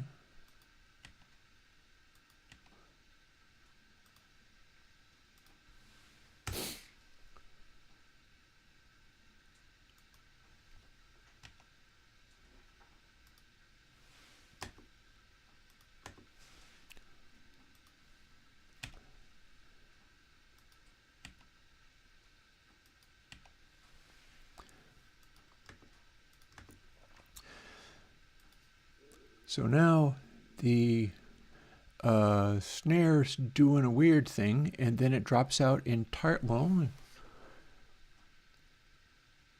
you know what? Doesn't have to drop out entirely. I've got it dropping out entirely, but I just changed it to something else. So you don't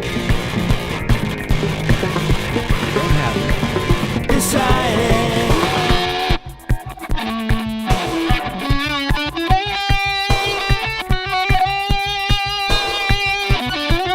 Delighting. Confiding. Inciting. Deriding.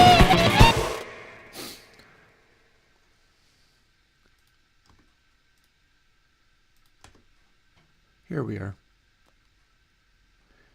I have figured it out. Quick little S there. We're just going to continue this pattern. This is a weird pattern. We're going to keep it, and we're going to continue the pattern going on. S. S. Oh, I love it. It hits on one of the voices. Good.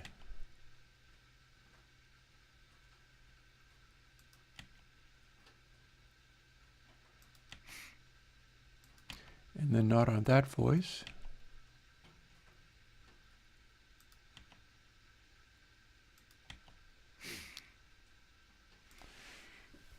So pattern continued. How does this interact with our comprehension of what the group thinks it's doing. In particular, how does it come back?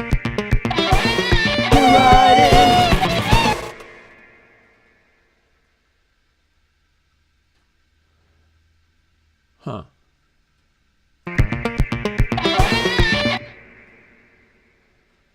Okay, I know. Last one breaks the pattern. So we've got the pattern going. It's a weird pattern, but it is coinciding. Like the voice hits first here, and then the snare. Then it hits on the voice. Then it hits ahead of the voice. And then the next thing you know, it misses the next thing in the pattern, but hits with the voice as this funny little...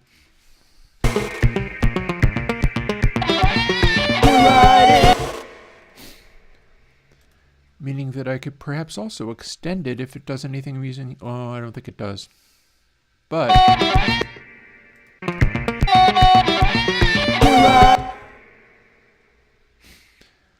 So I don't like that, but we can do something about it. Another split. Drag this guy around. And can we find any amusing little riffs in here that we can steal and crunch up against the other riff?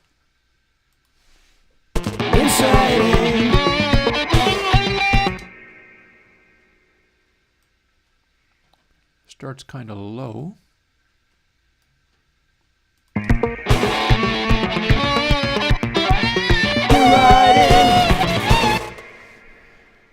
I am guardedly liking that. The snare hits, and we have ugly guitar noise doing a dissonant crazy thing. All we got to do is switch it into the other guitar, and we're doing a little edit. And the fun thing about it is this is so haphazard because it doesn't have to align to any grid lines. We only care about what weird noise it makes. That's literally all.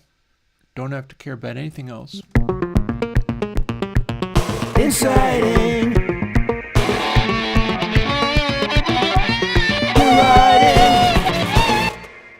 Loving it. Awesome. No notes. Let's also make that come in and then hold this until something else happens. Oh, and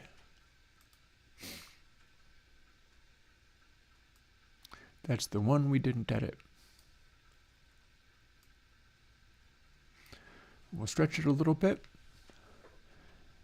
and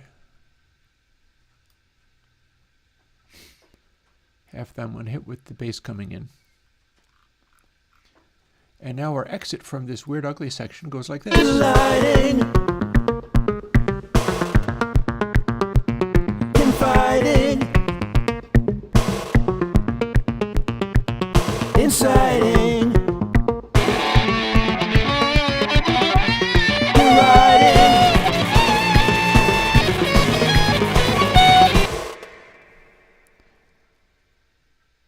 I am curious whether rather than having it hit here and immediately return to that backbeat, whether maybe I can have the snare return later.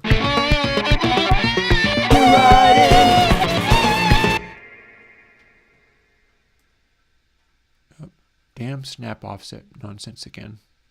What even is that?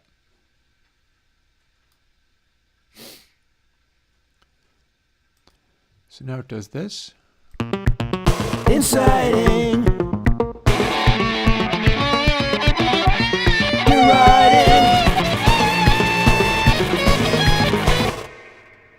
What were those words?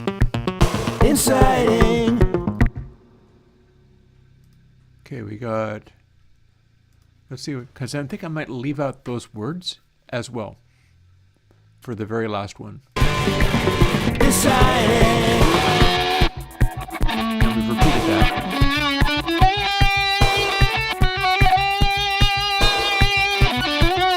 Lighting. Confiding. Inciting. And then leave these ones out.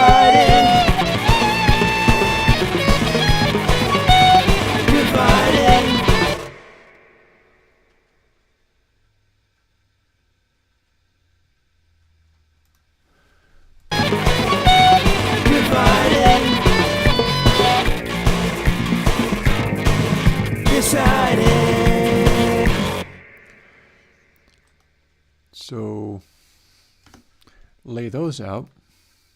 We have many instances of these sort of vocals all over the place. It's a sample. It's a raw sample.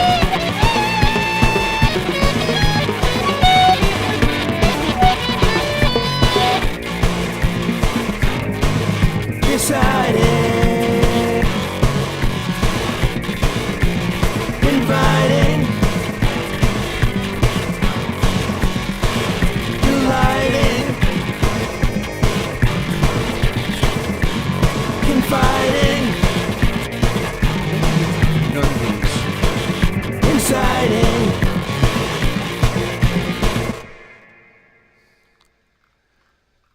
So if I did want to lose literally all of those until the big, loud, noisy chorus comes in, where would they come back? And could I throw this first one? First one is deciding again. Deciding,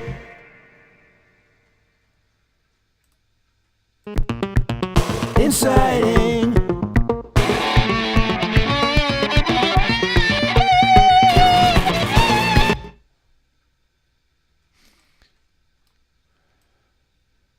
So if it hits with vocals and then they stop,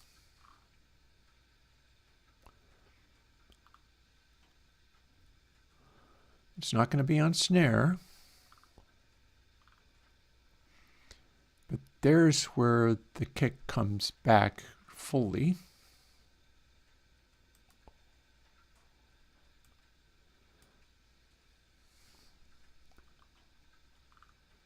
So on that line, these are not selected anymore, are they? Ah, but I can. So where backwards hits this point is kind of where it kicks in. Oh wait, I can still see where that is.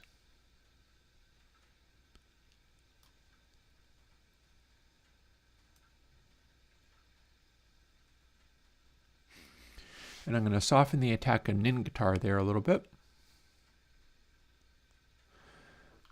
And let's hear what that did.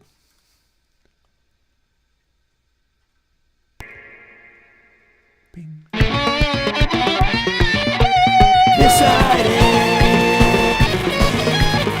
Good, okay. That is crunch code on this snare, yes. Sin snare, crunch code is literally on the track. Like here's the track. So there's also another crunch code that was where plate 240 lived. But I have a dedicated instance of crunch code on ConsoleX channel before it gates, and that's why it's doing the crunchy thing. We've got a little more of it on the plate just to make it be fuller. I wonder whether I want that. deciding, deciding, deciding. Well, what if we hit that a little soon? Oh, well, you look at that. This is going to hit like a ton of bricks.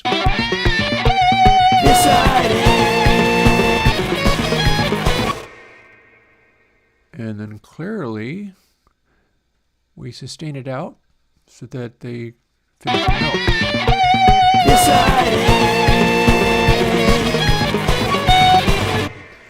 And then the rest of these vocals don't show up again until we have our outro, presumably. Let's see if it does anything interesting worth keeping. Dividing, dividing, dividing. So there we are. Rest of these go away. So the next thing you know is we have this whole section that is just that no.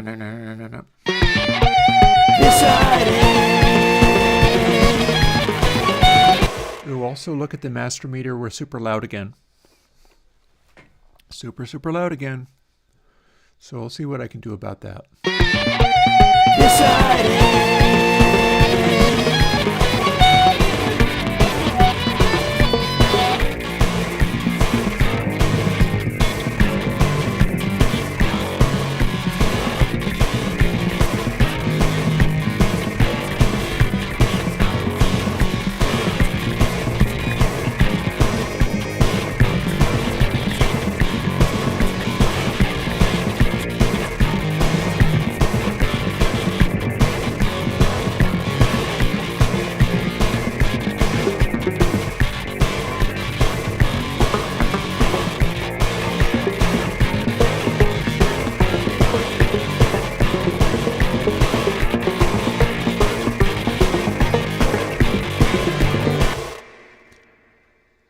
So here's a thought. How does this stretch? Does this... No, it doesn't. It stretches this much. Does this stretch later? No. The thought here is, if I was to take this and like fade it in, I would lose what the riff is doing, but I could make it sort of slowly come up, which was the original idea of the original mix done in hardware. Don't remember whether that actually worked out, but transitioning to a different section.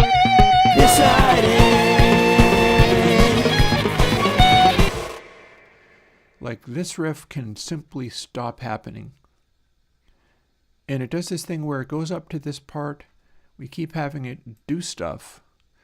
It gets louder here and then stops, and then starts coming in again to the point where it becomes louder, and then the wall of stuff happens. And that's a good place for that to transition, I think.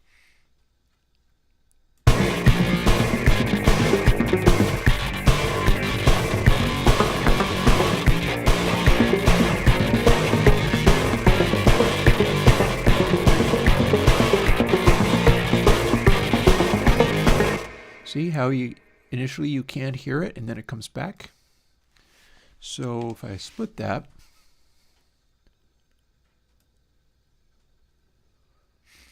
and then take this right out, for instance, here's where backwards stops. So if the riff stops there, the thing I like about doing this in a DAW is I can swoosh stuff to, like, this did not hit those vocals. Those vocals don't necessarily even have their attacks line up. I just force them to. And I can smoosh them around to wherever I want, honestly. And by the same token, the riff kind of persists and I do different things with it. It's probably a Soxbox. And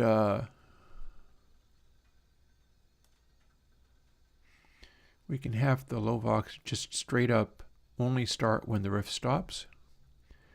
And it does something like this.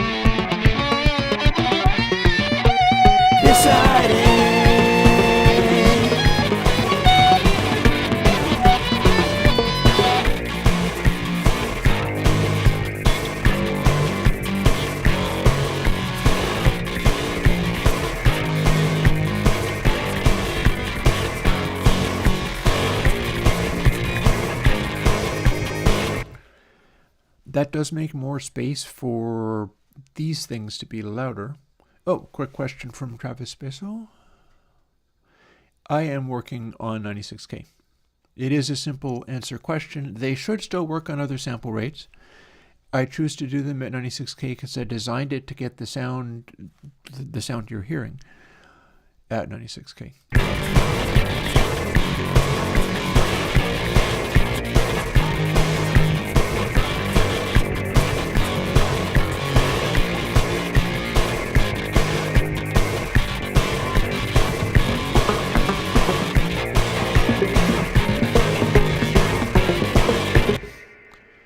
So I'm okay with the way this is coming back.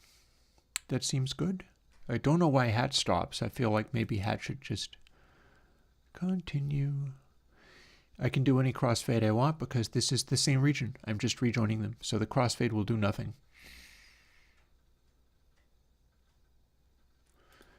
And where we start out here, or hang on.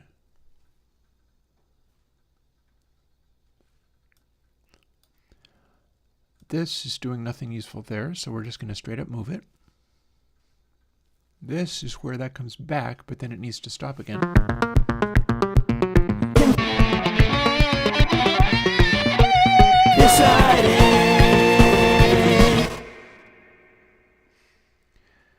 And the question is, where does that stop? Console 0 does sound duller on lower sample rates. Yes, it's somewhat unusual, and then that Console 0 absolutely continues to do its little averaging thing, no matter what sample rate it is. So if you try it at a really low sample rate, it's totally going to go dull.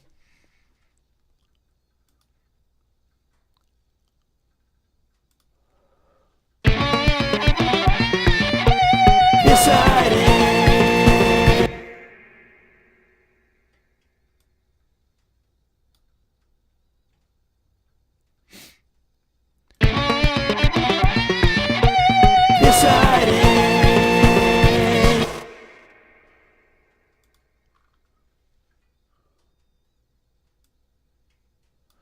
What if we do this?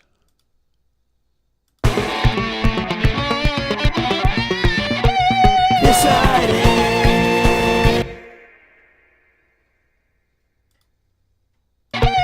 Deciding.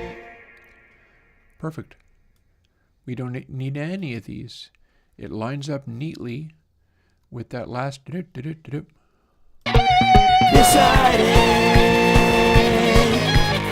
That's a nice little transition. Cool. Got there. Deciding.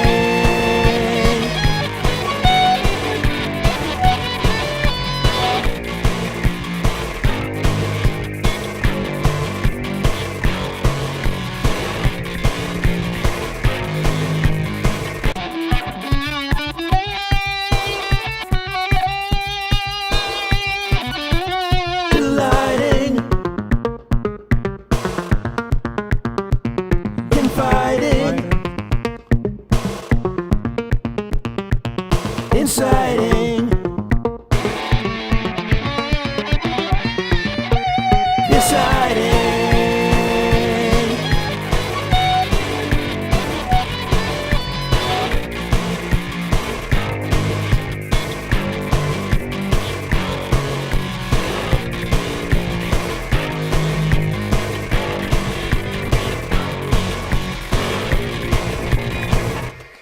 Quick note, I don't think anybody cares about CD quality anymore.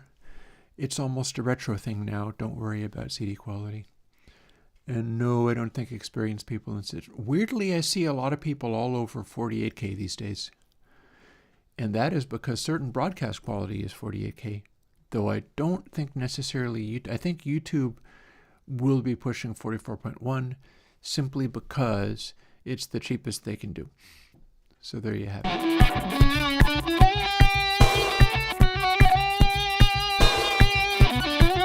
Delighting. Confiding. Inciting. Deciding. I disagree that the pad should come in that early. You, Mr. Pad, should come in maybe on the first snare hit after everything else comes back. When is that? Well, it actually comes back on a snare hit.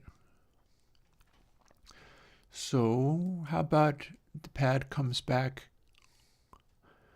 on the first downbeat?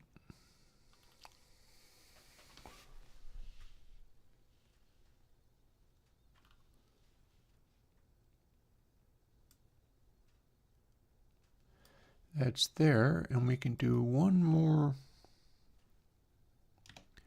split and cleanup of this throb effect.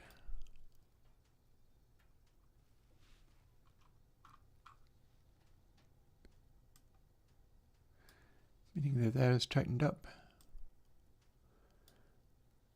That's where that hits, and chord pad could come in there.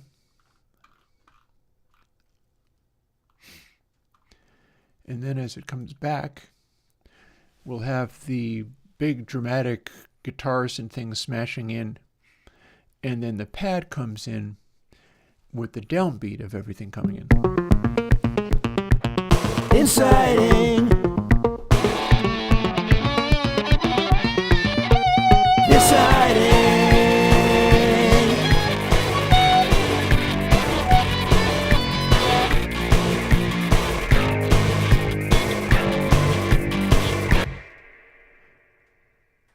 It's nice, but I wonder what else happens in here.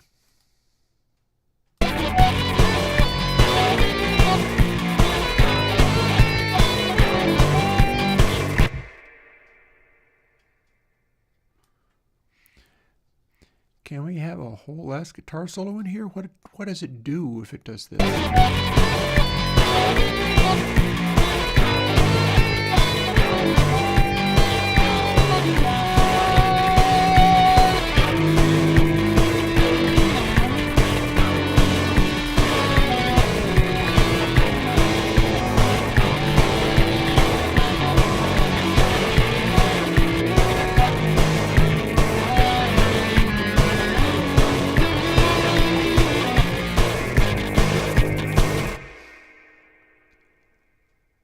Yeah. That's cool to a point, and then it can stop.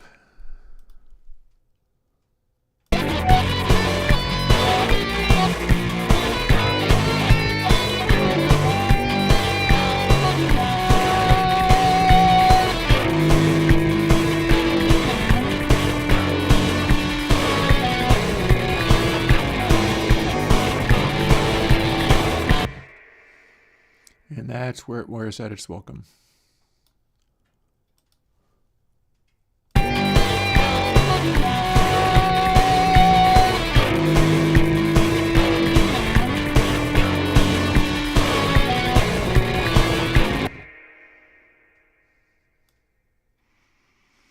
But I have a further trick to do, which I do sometimes on vocals, and will be doing on vocals more in future.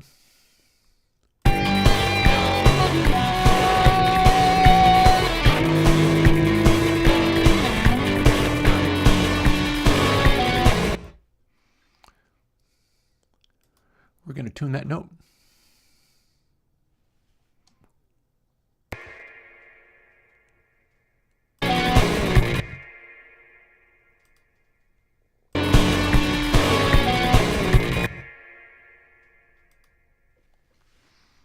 Split.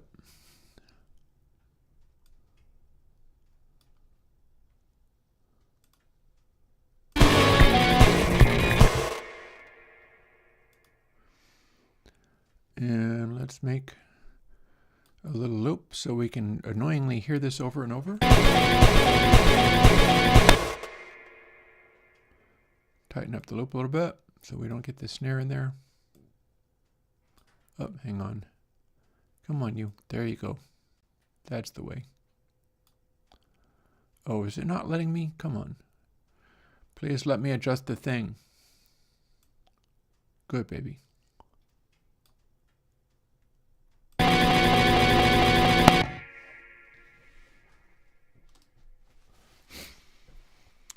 Item properties.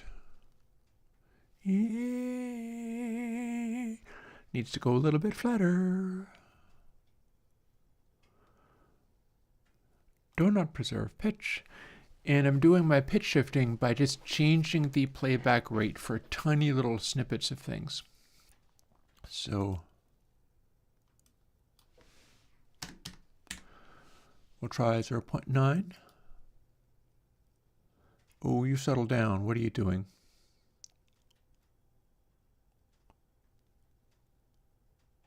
What are you doing? Oh, wait, no, I bet that's just...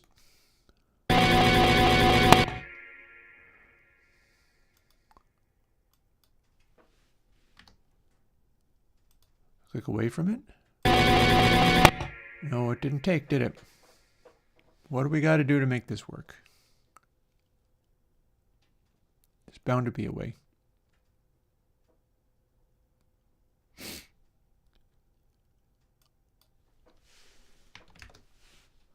What's the way? Or is it set? See, I hit this and I get this dumb thing. And it says source BPM. I don't care what the source BPM is. This is not to a grid. Oh, this is where Reaper gets confusing. You're telling me. So here, and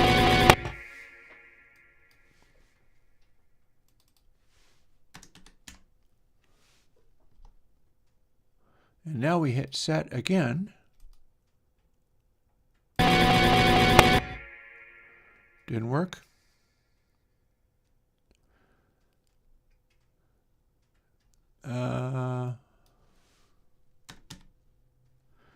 Can we make it be really low pitch?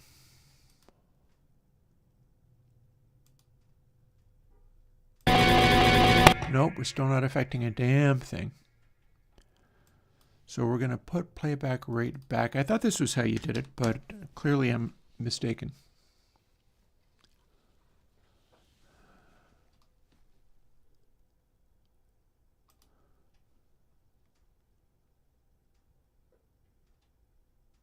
Or maybe this is overriding it. Okay, so let's see. Playback rate 1.0. Source BPM. 100 this time. Okay, interesting. We just saw change. But it didn't change the pitch, did it? Back you go. Oh, but it has preserved pitch when changing rate, which I don't want. So let's try this again. And it also went the wrong direction. 130. No, it's still keeping it. Dang it. The hey. Oh, and well, maybe now I uncheck this. Now what do we got? No, still keeping it.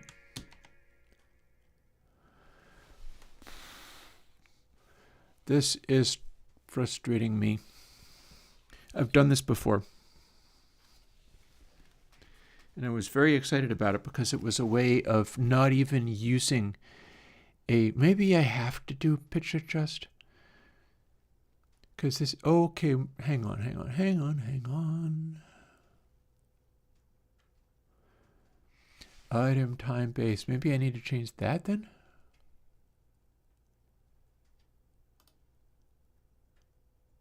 Time.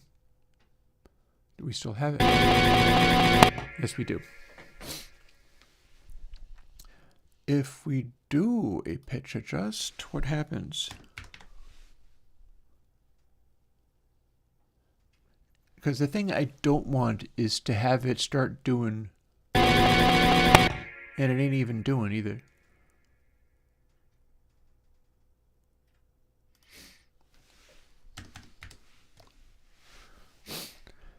So I'm trying something very specific. Oh, here, take pitch shift. See, I want it not to do any of this. What I'm trying to do, oh, well, hang on, maybe it's this. Oh, take media source properties. Maybe that's it. The rest of this is all the same. If I do this right, I can tell it that that little snippet is a different sample rate. And then it will use Reaper's own setup for taking alternate sample rates and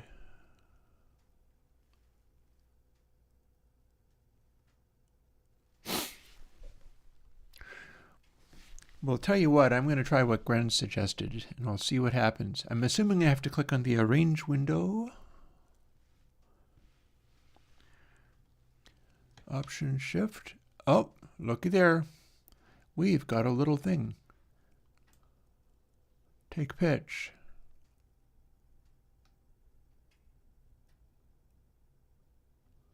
What's it changed? Pitch adjust. Okay, it did that, but did it do anything? Seemingly not. I don't understand this. Let's continue messing with it. 4. Got there. So that at least did something. 4 notes down. We're not talking about changing the... I want to change the playback rate, though. That's the frustrating part. Although, take pitch shift time stretch mode is kind of how it resamples.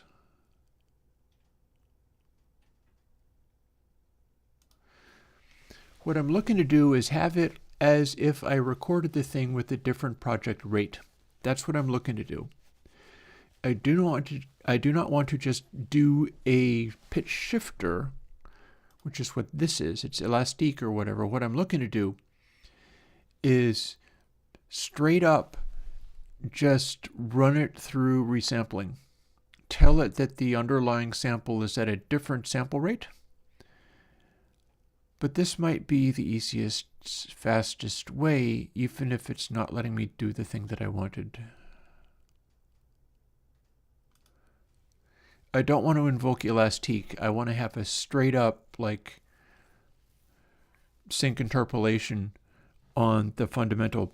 So, well, here, let's do this some more and at least get it to the note I wanted. higher.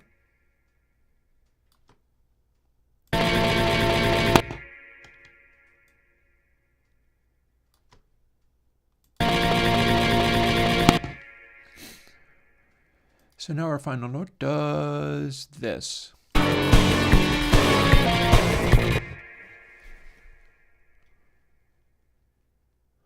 Well, that was weird, but it's in tune. So maybe what I need to do now is split this and then do the same thing here.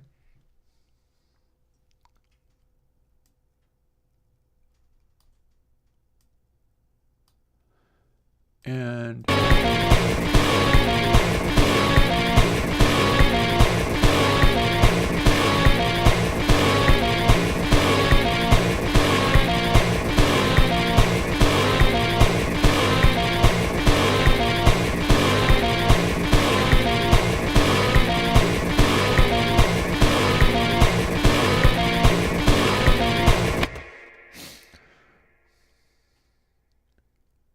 weird.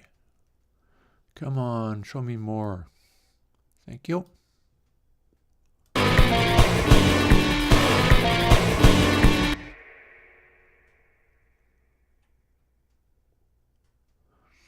Show me more.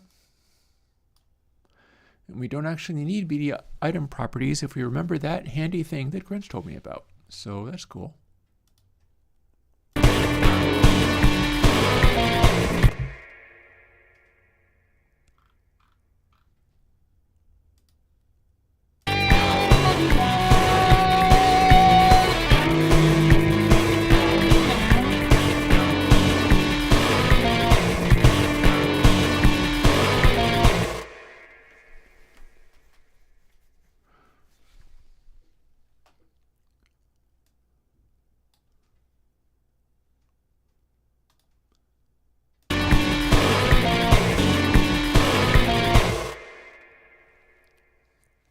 Alrighty.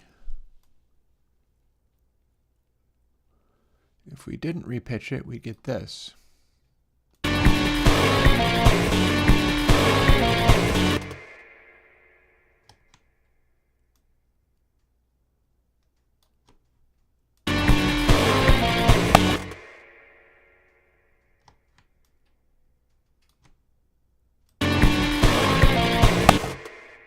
Well, that's horrible.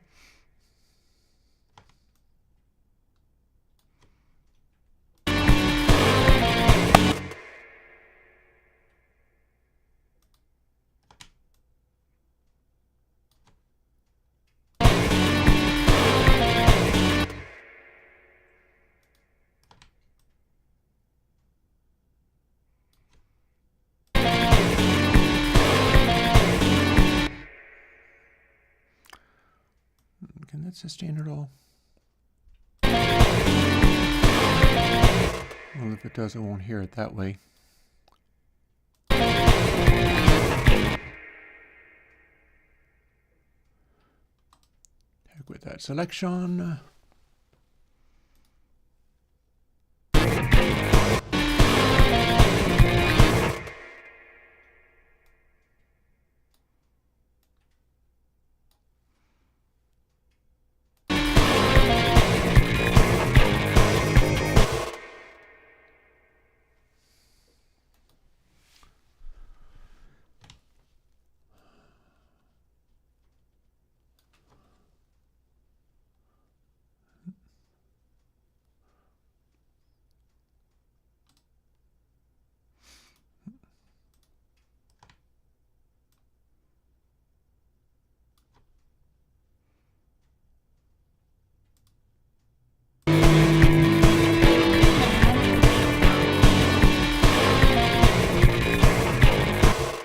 Lovely.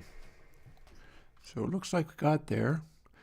This is in a different key and all manner of horribleness, but we're making it end on a note that's in key.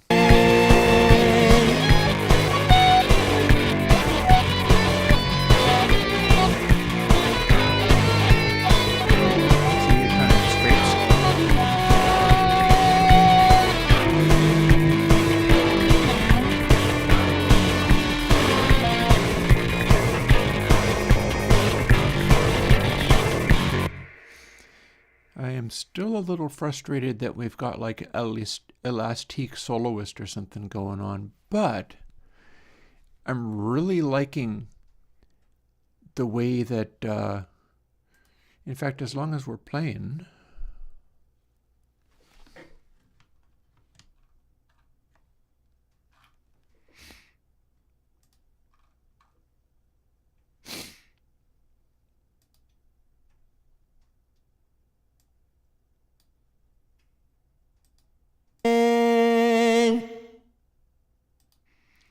okay, don't need that big of a selection.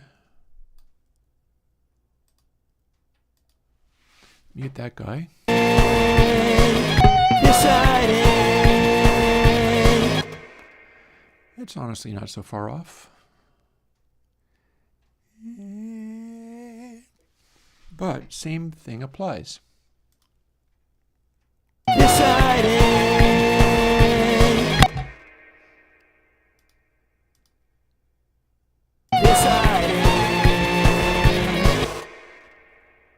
And that, I think, is flatter than it needs to be. So a little shift option.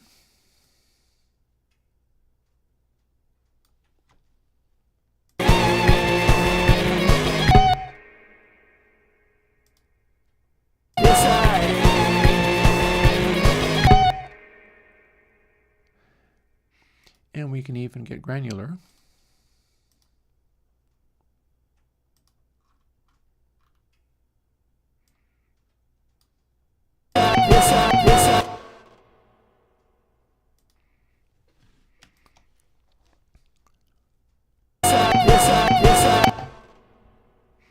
Because that can be even sharper.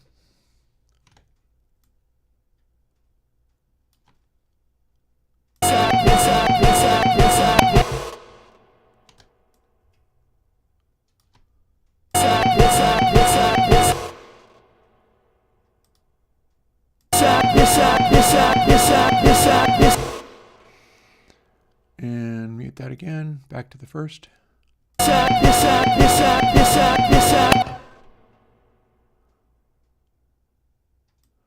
Expand that a little.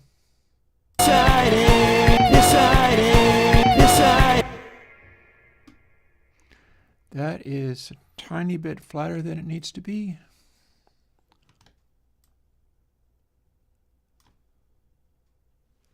And I bet that isn't quite that either.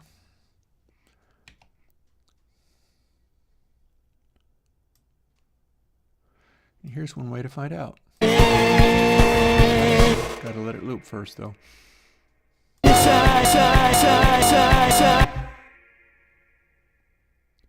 Smaller chunk.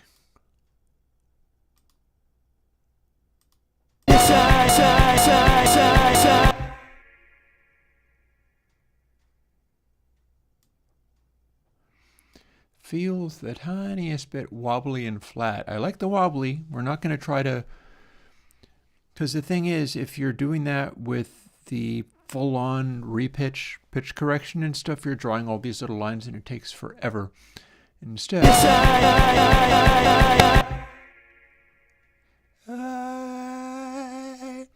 can go up a tiny bit. Same deal.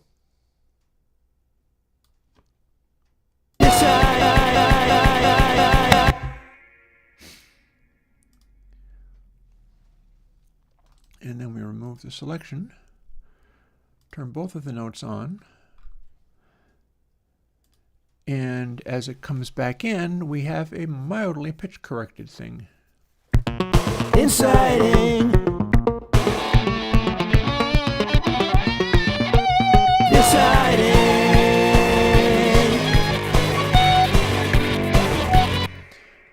And you can hear it kind of resonate there as well. So the thing that is frustrating me with this is I think it's trying to keep the same time and pitch standard, and that frustrates me. Because what I'm looking to do is use that technique. So I wonder, let's play with one of these. Let's play with this one. Deciding.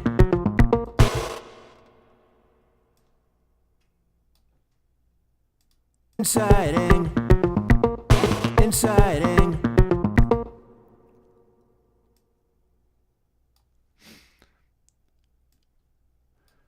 So if we play with this and Inciting. not that worried about fixing that so much as I want to see what I can make this do. And here's a start. If I tighten this up to here,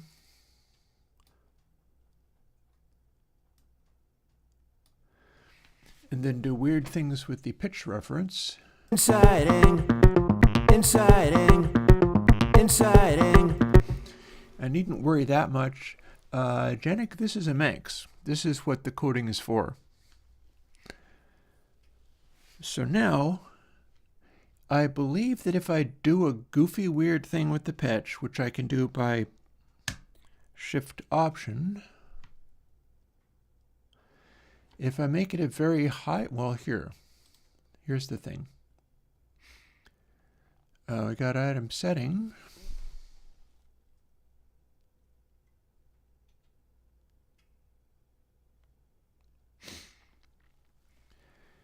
I feel like preserve pitch when changing playwright might be the thing I'm concerned about, and it is available in item settings, and that'll presumably change if we do this. So if I wildly change this pitch, I believe it is going to keep the same duration. Let's find out. Pitch up a bunch. Inciting. And sure enough, it kept the same duration. I don't want that. Inciting. So let's see if item settings, preserve pitch. Now, can I, because here's the thing. This is what I am trying to accomplish. And if necessary, I'll make notes for myself just so that I remember it. If I hack this all up with its little crossfades and everything, whenever you are changing the pitch and keeping the duration, what's going to happen is it's going to do a full-on, like, pitch shifter, little cyclical repitch or elastique or whatever, because it's desperately trying to make sure that it's sustaining the things as much as it can. What I want is the ability to take this little region, pitch it up and have it go through faster, because that's the same as playing the entire take faster or slower, meaning that it's not going to have to go through a time stretch or time squish algorithm. Let's find out what we got. Item settings. I have turned off preserve pitch when changing play rate. Now, if we go way up, it's doing the same thing. Inciting. So this is what I don't want. So I'm going to quickly undo it. Command Shift F. Oh, did you? Okay, we'll try it. Grens, you know this stuff, so it is worth a try.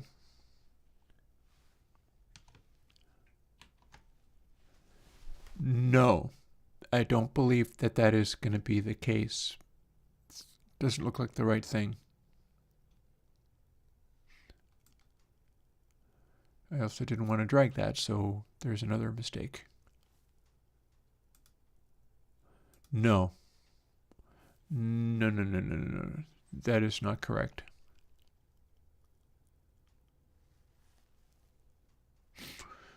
Also, I don't believe I can drag stuff from the arrange window into here. I gotta remember sometimes, Grins, there's several folks in my community where it's like, do this. You know, like it always comes to this. And sometimes those things don't actually do the thing, or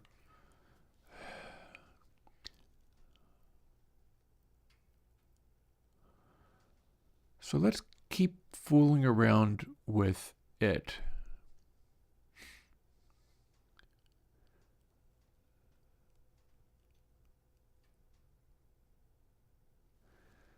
We could do a... So I got this one item selected. that lets me do this. Preserve pitch when changing play rate didn't change anything, so we're going to put it back to the default. I could reverse it, but that's not what I need to do.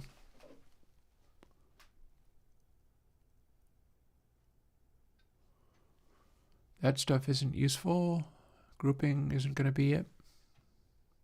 No, we're trying to do a thing that people normally don't do. And I know exactly why I want to do it. So let's see. Take pitch envelope. Oh, hi.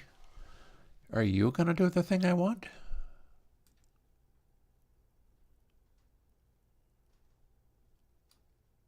Probably not.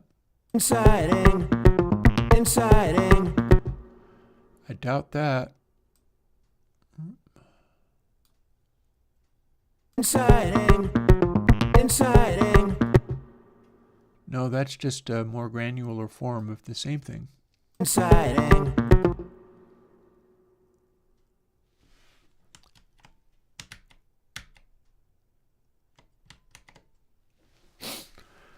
So we can apply that, and that's just manual, but we're not getting to change the underlying rate.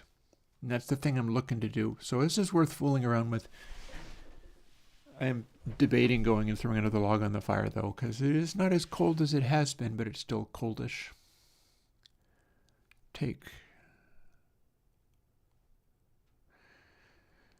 I did this once before, so I know it is possible. Source properties? No, that's just giving me info. That is just giving me info. So that's the thing, is like I should be able to play this back at a different sample rate, at which point it will be slower and take longer. And if we do that, then nope, I'm trying to do the opposite of time stretch. I'm trying to do just repitch the rate of this little chunk of audio, like this stuff here,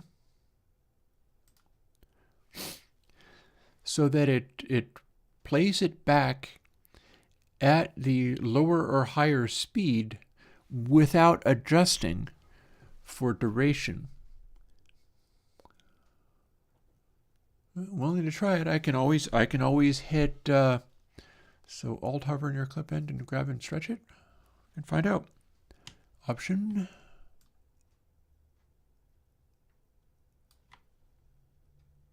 Inciting. Okay, so yep, so that did the literal opposite of what I wanted. How about shift option drag? Inciting.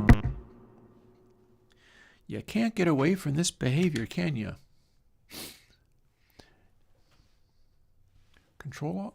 Good thought. Might as well try all the variations. Here's the Alt, here's Control Alt. Inciting. Nope.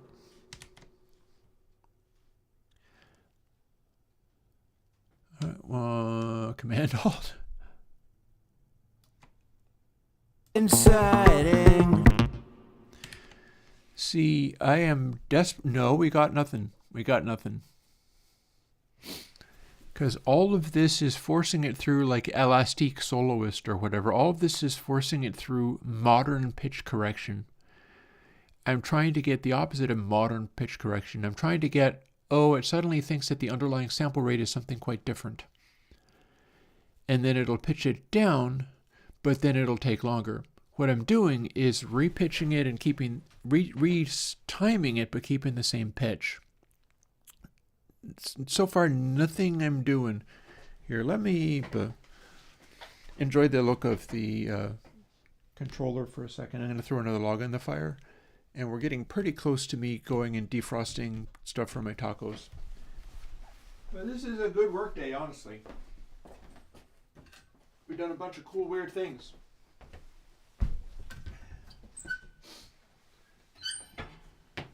Mind you, I could have started mixing an entirely different song, but what the hey. We'll get there eventually.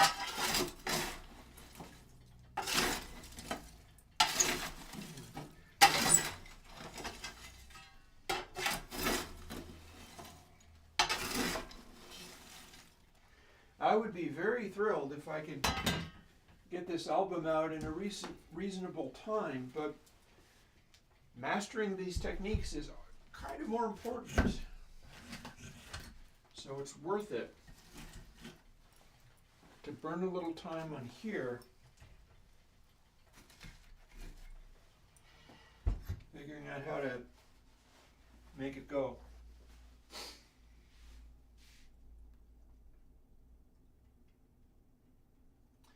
Bear with me while I wait for this to catch. There it goes.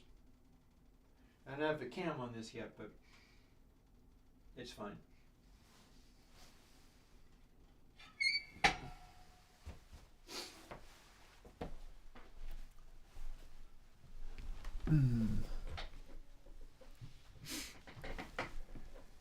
Yeah, so you might be onto something.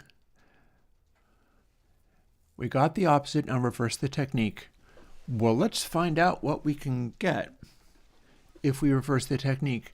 Rather than thinking about pitch, let's think about duration. Preserve pitch when changing play rate. And scrunch this around. Made it longer. Exciting. Travis, you're a genius. I think you nailed it. Look at that. Undo. Turn on. So we're basically, that's beautiful, beautiful. Travis, you're a wonder. You nailed it. This is how we do. It does make me wonder whether I have to, like, so there's an experiment there. I wonder whether I can make this a default.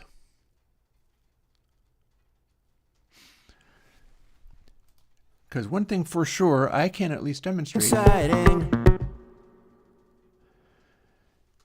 Option. Not preserve pitch. Exciting. That little, well, you can do even more. This is non-destructive, you see. Exciting. We just changed the note. We just changed the note. Exciting. And you notice that it has this slightly up-pitched, like, it is not attempting to seem like a natural voice, but it's a little bit more natural sounding in another sense.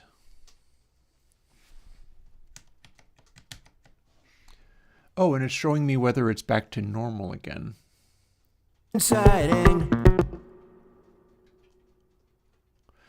So now let's quickly see whether we can do this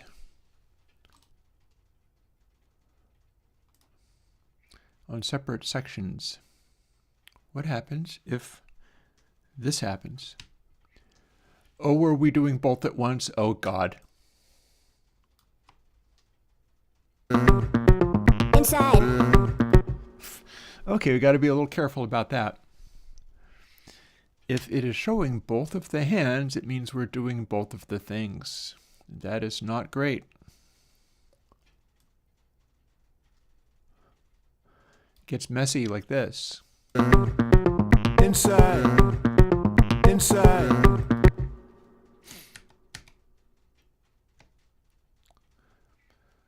So instead, we show only one of the hands and we chop it up. Inside. Don't want that, but we've just told it to be a different tempo. See, it says 1.73. I wonder if it'll update that as I adjust. It will. So +1, I think that's telling me it's +1 note. Inside. Yeah. Yeah, it's measuring it in semitones. Cool. Cool. So rather than up one semitone, down a much smaller amount of a semitone. We've got a slight overlap. That's going to be fine. Inside. Inside. And this one can go a little bit sharper, but we can do that from here.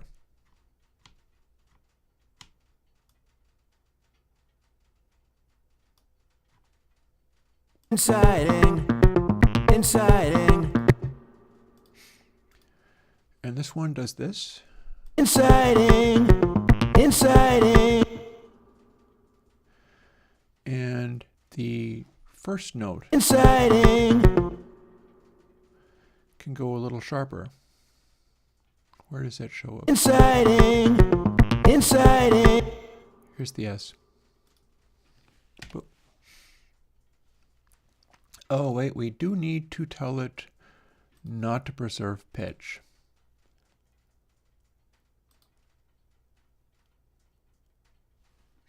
Option.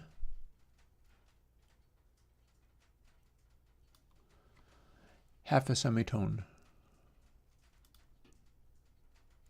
Inciting.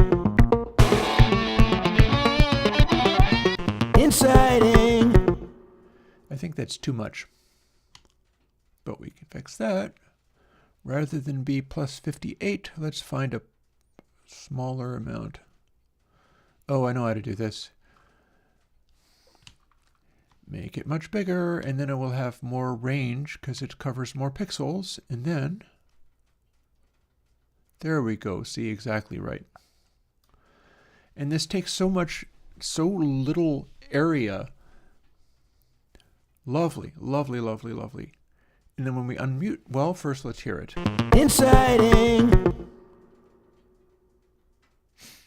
I'm not convinced that's the correct note, but here's what they sound like together. Inciting. Technically, I can use the elastique to stretch out that lower note, but instead what we're going to do is just cut off the end so they match a little better. Inciting. And there you have it. Lovely. Where do I have a piece of paper that I can write this stuff down? I'm going to go and grab a piece of paper for that reason.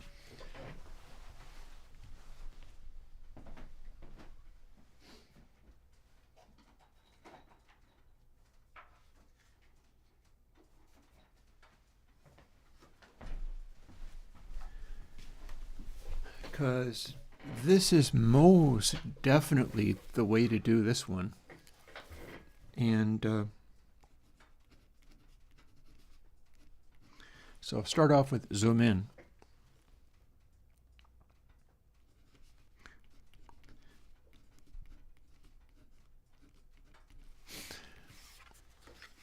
And can I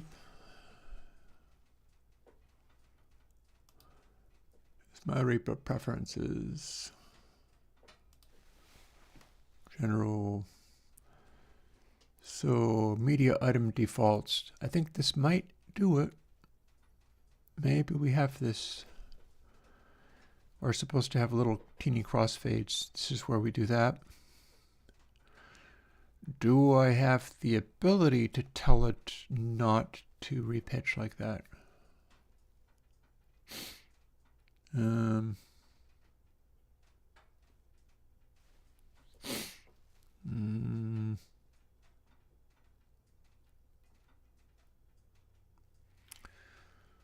Well, that's cool, but that ain't quite it. Path, no. Keyboard, no. No. Track, send, defaults, no. See, this is where it would be, but it ain't. Doesn't look like you get to tell it this. Nor is there more for me to scroll to. That's sad. So, audio, no. That's not a media item thing. Media item defaults is what I'm trying to do, but media item defaults does not appear to give me the right to do that. That's a shame.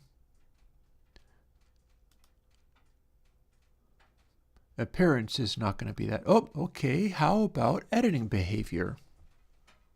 No? No. And nope, because automation is not going to be the thing. How about media?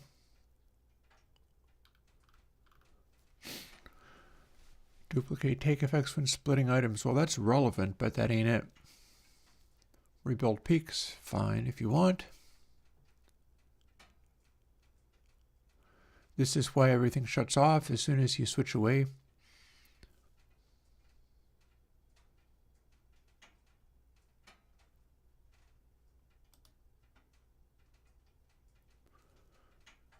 This ain't it. That's MIDI. That ain't it. Importing. Nope, not going to be that.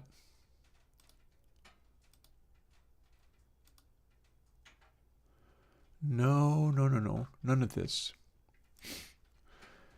So it would be here. It would be here. And it ain't. That is sad, but at least I can write down what I need to do.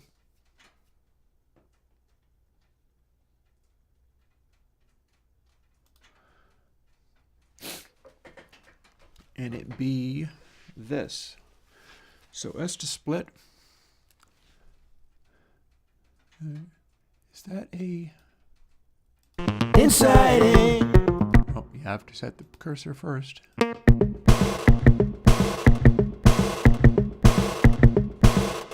So here's how you do. S to split. I can undo this once I'm done. Item settings. And that's a right click.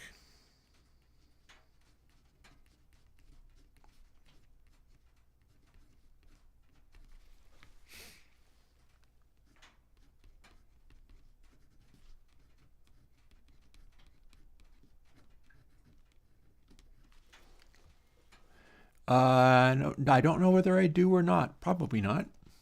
Unless it's part of Airwindows. Turn off. Preserve pitch when changing play rate.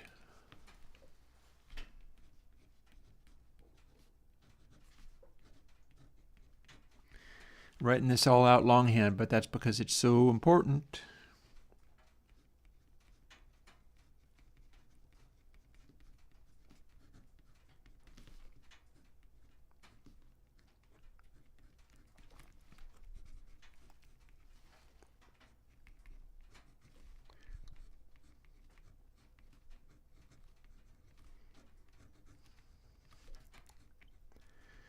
And this is great because I formerly did this in the dialog box for the item, typing it, which is not good.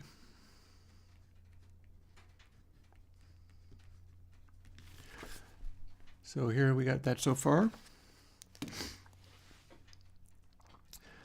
And then you simply option drag the thing.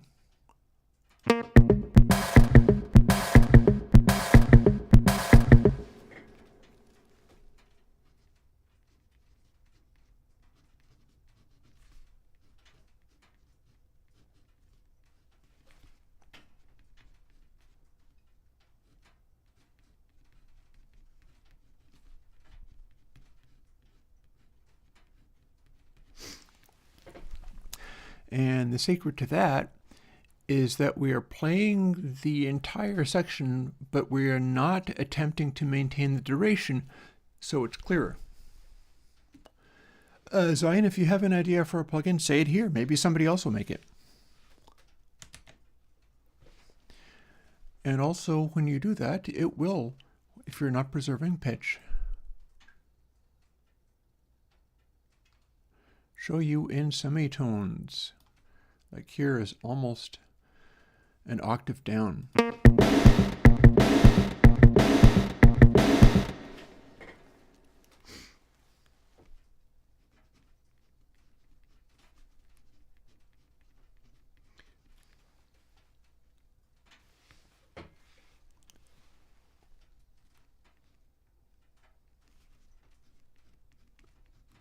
Change.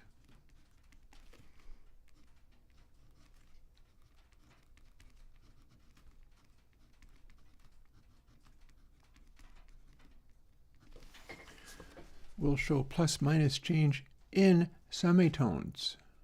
How cool is that? So, big day, especially if I can remember this. I'm going to write it on the opposite side of this little cheat reference card using my various kinds of markers for making a permanent card that I can use. Because that's going to be a huge, huge deal for working with vocals. Like, while I am at it,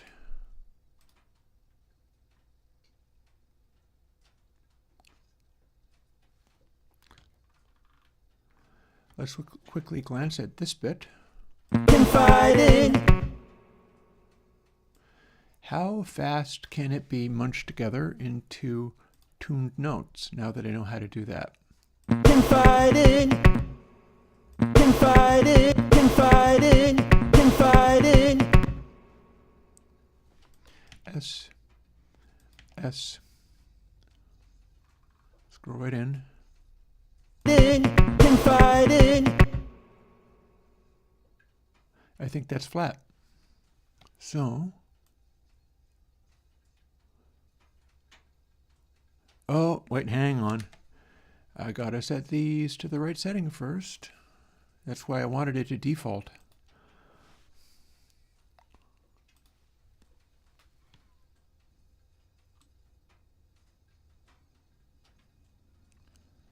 What are you doing? What is this nonsense? How about you stop? Okay. Now,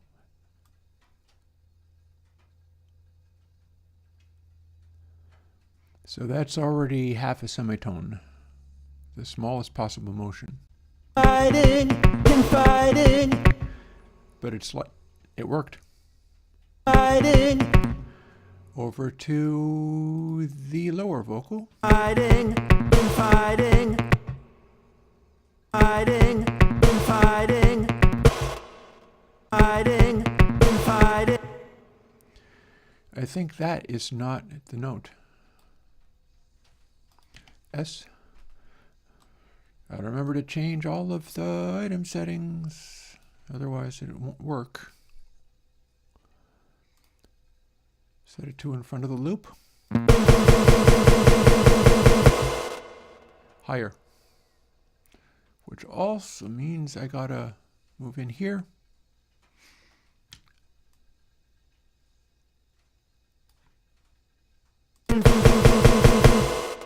Still too low?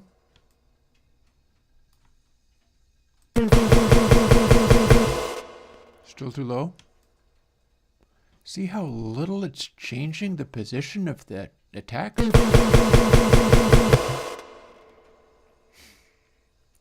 It's extraordinary.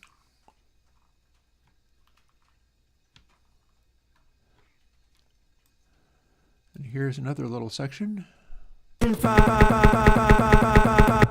Yeah, that definitely needs to be lower.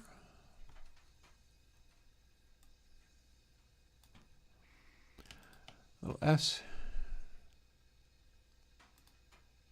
That one's sharp. That one's sharp. Oh wait, did we split that or no? We've got the preserved pitch shut off. No. Here's... Wait. Back to here, please. That's sharp. That's sharp. But we can manage that, can't we?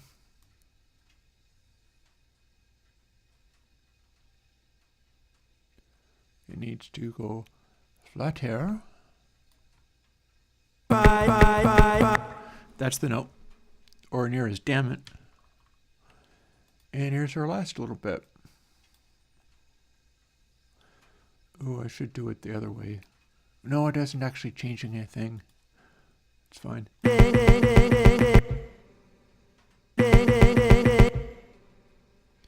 Maybe that's a little bit flat.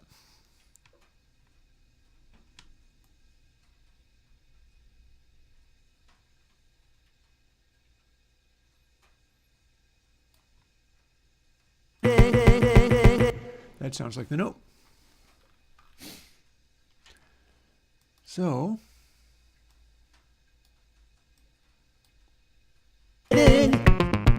confiding, confiding. and there you have it. So, what we've got doing that is a relatively quick way of changing all the little syllables and tuning all of this stuff without running a pitch correction algorithm. Oh yeah, I'm all about this. Because you see, that's the way I can get it to hang on to the tonality. And this is, the original sources are at 96K, so I have plenty of room for like a simple little resample on a syllable by syllable basis.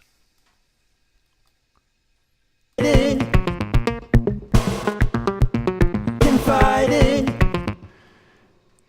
And you get this sort of sheen of notes really hitting the note, but without running through a pitch correction algorithm. I am really liking that, and that didn't take me very long at all, although I will note it is still time for me to go and defrost my tacos.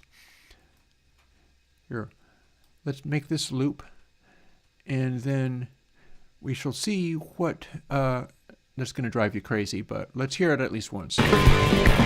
Deciding. So that's natural.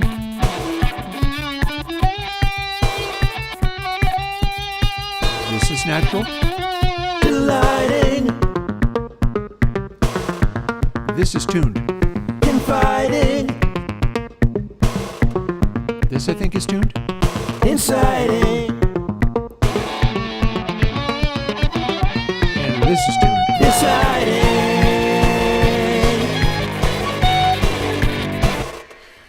Loving it. No notes. 10-10. Awesome. Time for me to go and defrost my food. So I'm going to make a much bigger loop and just set this to play. I'm also going to scamper over and visit the restroom just very briefly. And I'll be right back once I have got my dinner out and ready to make in about 15 minutes. 50 minutes. Inviting. Delighting. Confiding. Inciting. Deriding. Dividing. Deciding.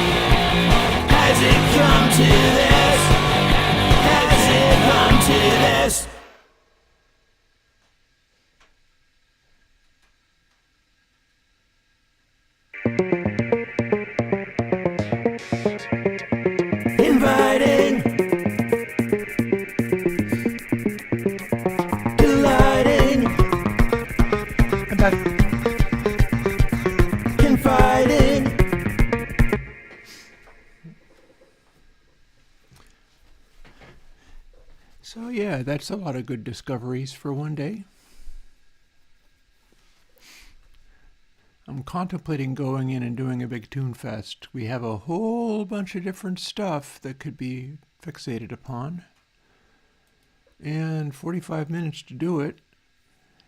I'm not sure if I'm in the frame of mind for zooming in on the mix and getting that exactly right. But maybe I'm in the frame of mind for attending to this.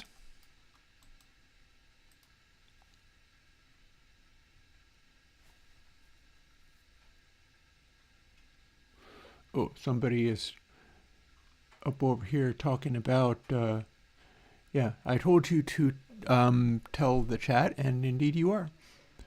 Spectral analyzer, but for dynamics. Huh. I don't think there's an RMS time.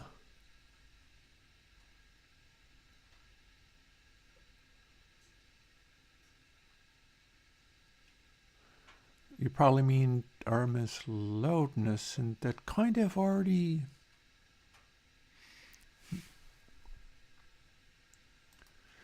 So there's a thing. Mind you, I don't work primarily in GUI plugins, so that's something of a whoa on there moment, but still.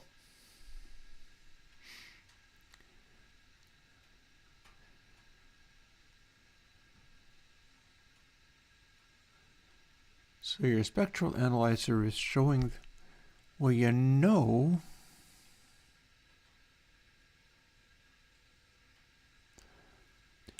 there kind of already is that. So I'll tell you what, let me close out of here.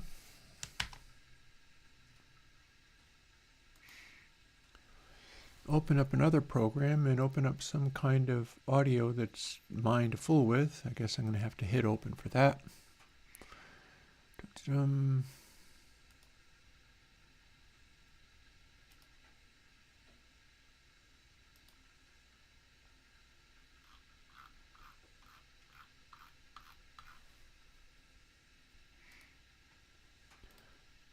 So I can open up this, and this is a previous recording, although I could go back into it with my new technique for more easily fixing all the notes.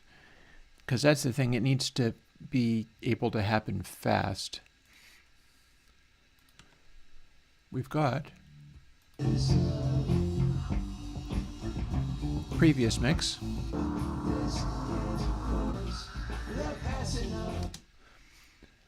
So the thing I was thinking of, probably, I think it was Span that does this.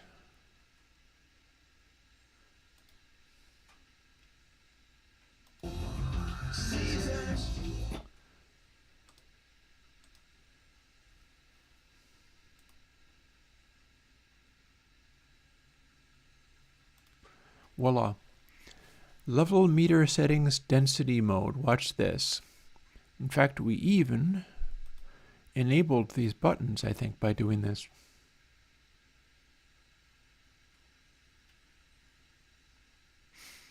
Having enabled density mode on the level meter, watch this.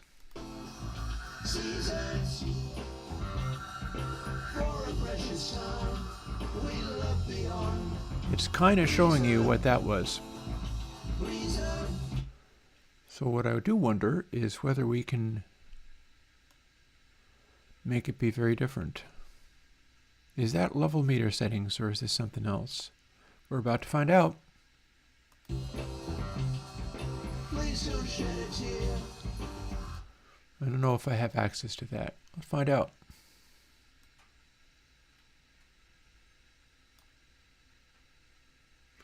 Or maybe it's simply that I didn't edit release time.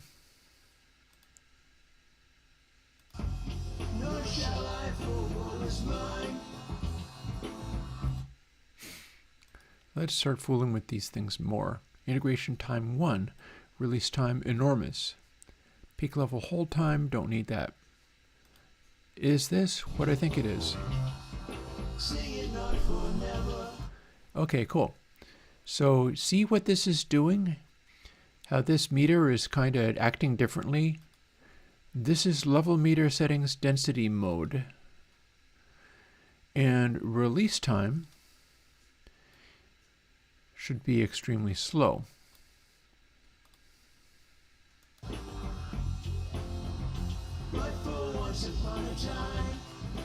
Or something. I did something to make it do the thingy. I made integration time be very short. If instead integration time is a lot longer. Don't you recognize? I'm looking for it to sustain a little longer, so maybe a hold time is what I'm looking for here.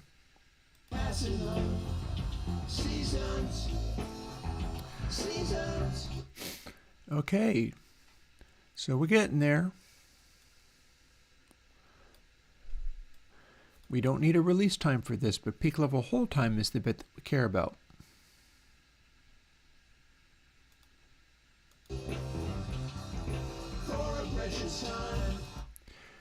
There you go. You were asking for something like spectral analyzer, but for dynamics, instead of frequencies and X, you have RMS time, may be used to analyze dynamics and compression of source audio. Voila. There's our peak. It is showing you a picture of the dynamics range. I'm going to skip ahead.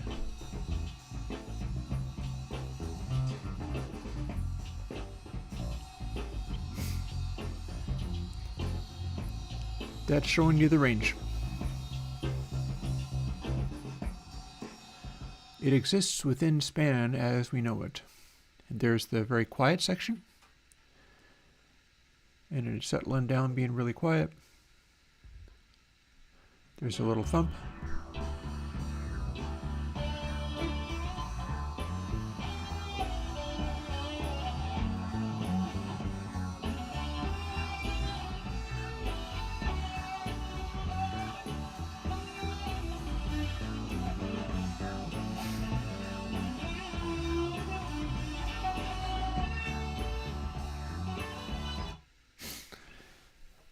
So there you have it. We got there. Oh, AD and AD clip means AD converter, as opposed to digital to analog converter. It's analog to digital converter because it is like clipping a analog to digital converter. So here's how you get that. Is make peak level hold time be some large number rather than a tiny number. Integration and release time can be 0 for all the difference it would make. Actually, let's find out what happens if you have a huge integration time.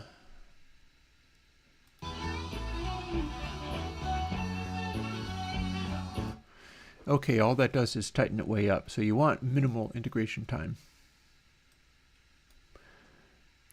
No integration time, no release time, way massive peak level hold time in density mode, because without density mode what you'll get is this.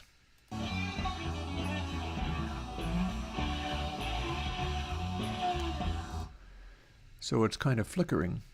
Turn on density mode and your peak level hold time controls the density hold time. And once you've got that, you have a density cloud.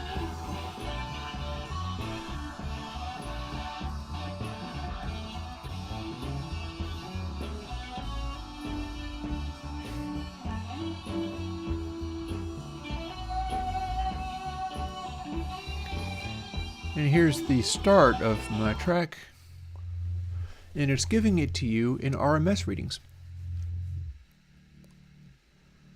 So the start of my track is filling up all of the space from like 60 dB down to like 24 dB down. But we start losing the low end of that as the sound comes in.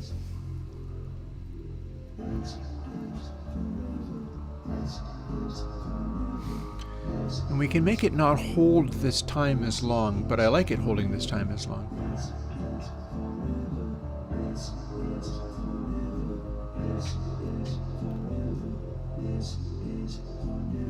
It's kind of like a graph.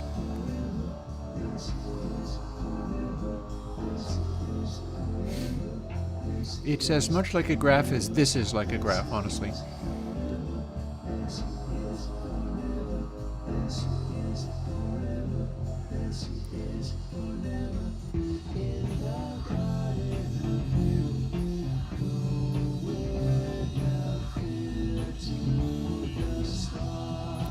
And this is the one where I wanted to tune certain individual notes, and so that's probably worth trying.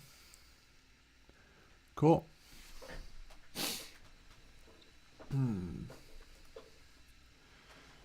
Alrighty. So, interesting. Interesting. Let me scroll up to see whether I've got any other questions going on.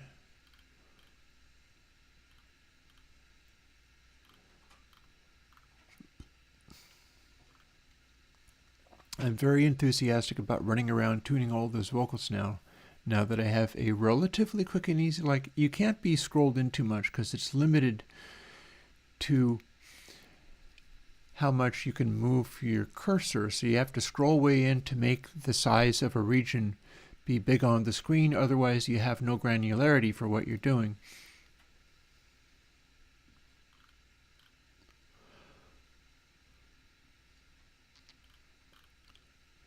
That said, I'm very happy with that development.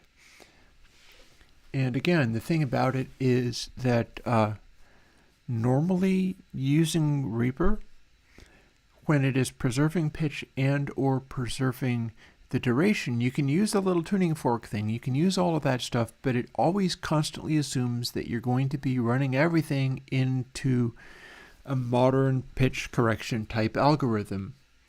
So it's like, I can make that pitch be 2 notes higher with exactly everything the same, no problem, and it's lies. It doesn't, no matter even if you're using a Elastic Soloist. And I've tried all of that. It really just kind of fails. And it takes so long to like draw the lines in with the manual pitch correction. You don't want to do full on like share autotune stuff. And all you really have to do is change the time base constantly as you go. And you can nudge all of the notes into exactly the right pitch with no pitch correction algorithm at play. The amount that you need to nudge them is so tiny compared to the result that you get. It's gorgeous. So that's very exciting.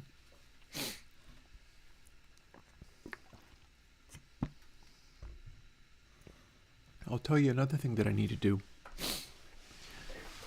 I need to take glamorous pictures of this because we're still waiting on me. Nobody else. We're waiting on me to send like glamour shots of the thing in use to Yale Tech so that they can publicize this design for ConsoleX. You could go and buy it if you were able to set up all the things exactly right. But what I can do is make it so that you click on the thingy and they give you a design with all of this set up just the way that I had it. And what I would like is if you could set it up just the way that I had it and then get to like, if you want it to read top dB instead of discontinuity, you should be able to change that because it says discontinuity here. If you wanted to use a different font, well, that'd probably be a lot of work, but you could do it. If you wanted to bring in a elaborate graphic, they can print custom graphics for you real good. Anything that's done with these delicate little white, you can't even see them, honestly. You can't see any of the it does have labelings, I promise. But you could make the entire thing a big elaborate graphic. They have the capacity to do that. And it looks gorgeous. For that matter, you could have the colors for these on the faders in like CMYK rather than taking stuff and labeling the actual labels, which I'm doing with electrical tape. Oh, all of that should become possible. And it's an exciting prospect. Looking forward to it.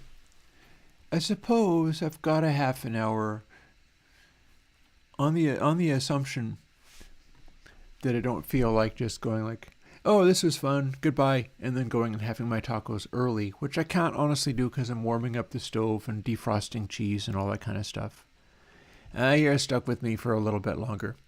Oh, I have a quick question from Travis Beso. You don't have to do ConsoleX if you don't want to. Here's how you would place plugins being like two tape versus discontinuity. Where is the volume in your sound?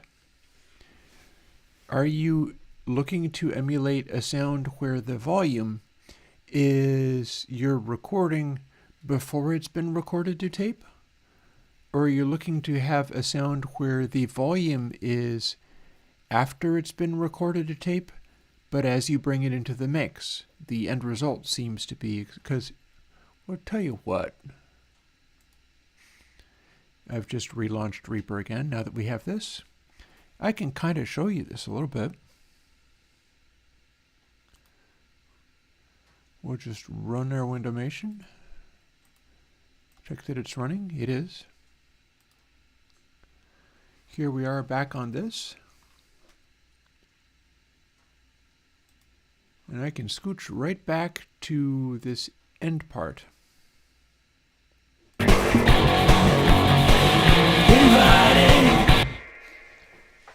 So with this, I have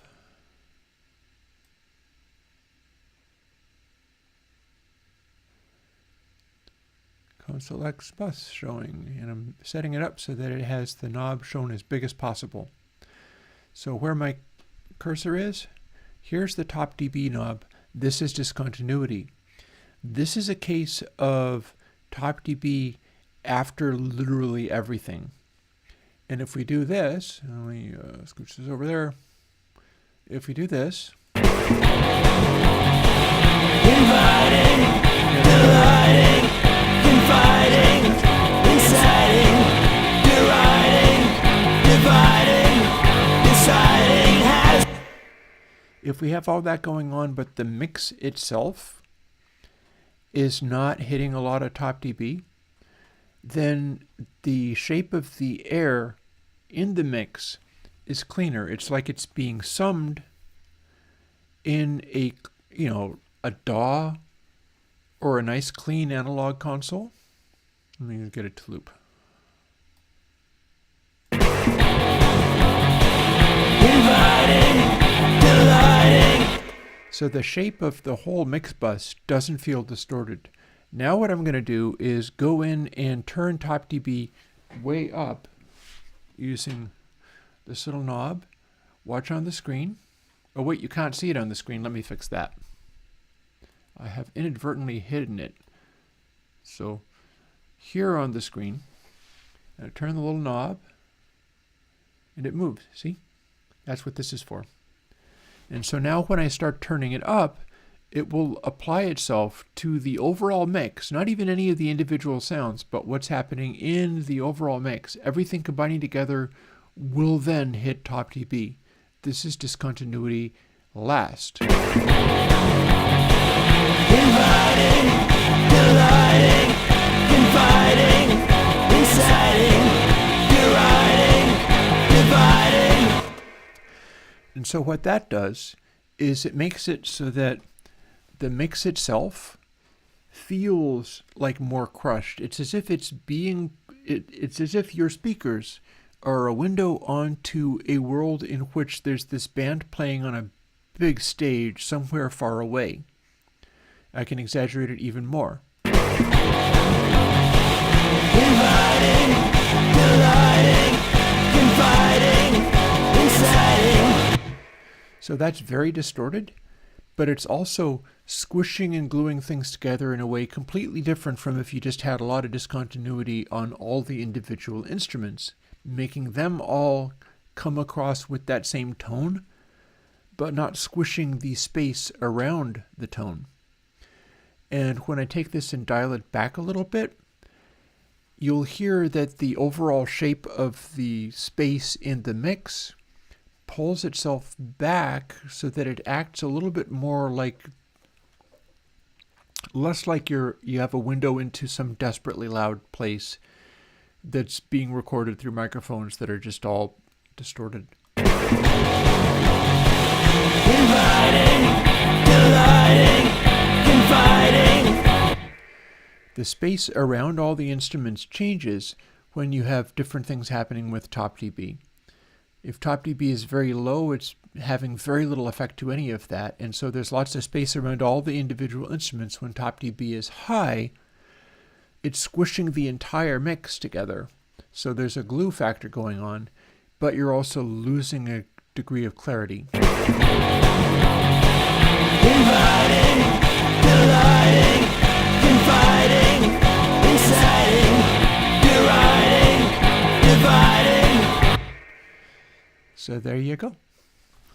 Hopefully that is some illustration. Now I will go and put it back to what I had, or at least what I want currently, because maybe I had it a little bit too hot. Inviting, delighting, confiding, inciting, deriding, dividing, deciding. Has it come to this? Inviting, delighting. And what I was doing right then, I was listening to where the snare sat in the mix. Well, kinda. I mean, you push it too far and it's not a tiny change at all. Now, there's one thing that I would like to poke around with, which is even fairly obvious. I wonder if this will reset to the... Yep, reset to the default setting. Literally all this time I've been playing this in different bits of it, and I've been getting told, oh, there's no kick drum, there's no bass, I don't hear any bass, there doesn't seem to be any bass, so let me go and fix that. I feel certain that I should be able to go and fix that. And how are we going to do that? Probably with Asteroid Kick, which is this control. Note that I've got a bunch of bass on that, it just isn't coming through as much as I would have hoped.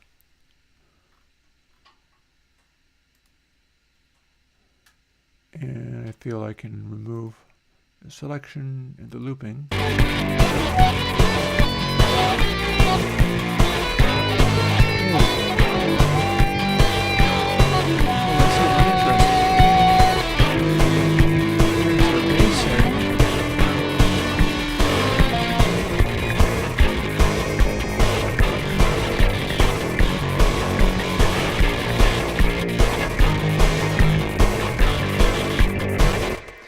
How's that for a thump?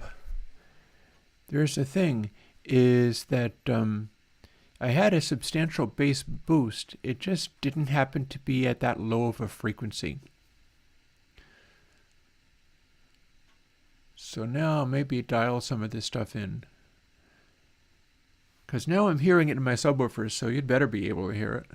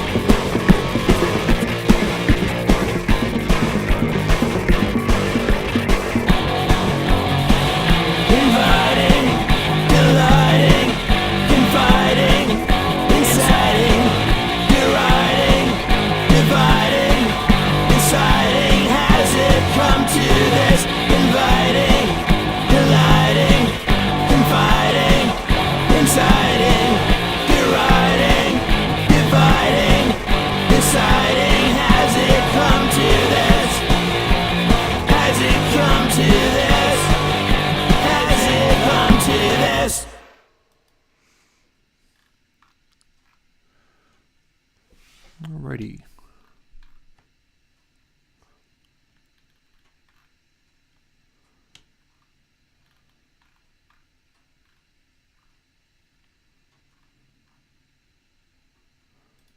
So what happens when we do the initial parts? Well, for one, we don't have the kick yet, so there's that. Inviting, delighting, confiding, So now, how much overkill is that? inciting, deriding, dividing, deciding.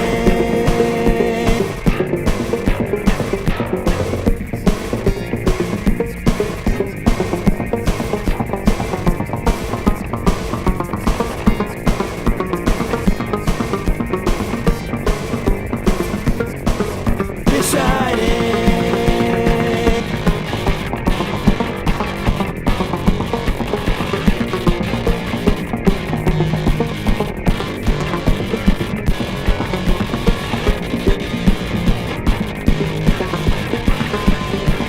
Deciding.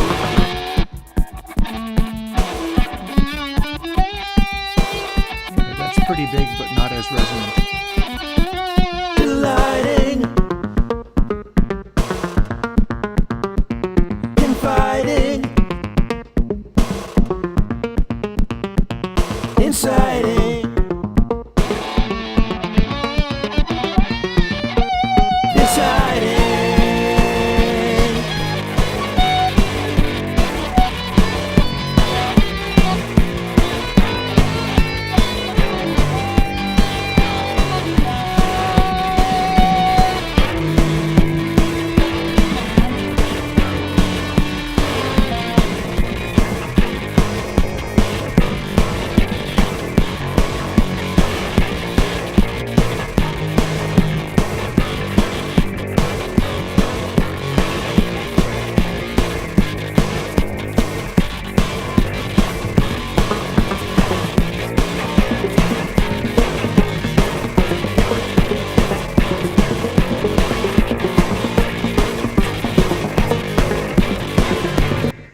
So the deal with that is I just adjusted stone and range a little bit because I'm really looking for this kick not to just sit there going rumble, rumble, rumble.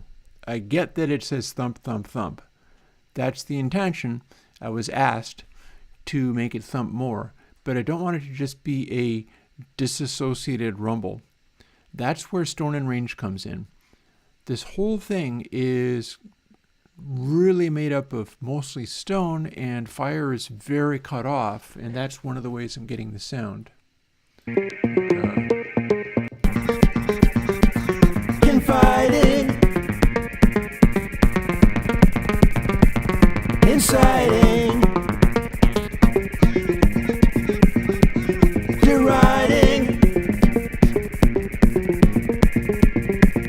dividing, deciding.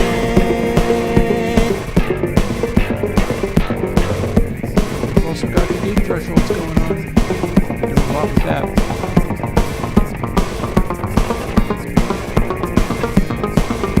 In fact, solo time. So here's what we're currently doing with this and the amount of thumpiness it has. Some of that's being done with a range. So we can make it be very mid-rangey by leaning on range really hard this way.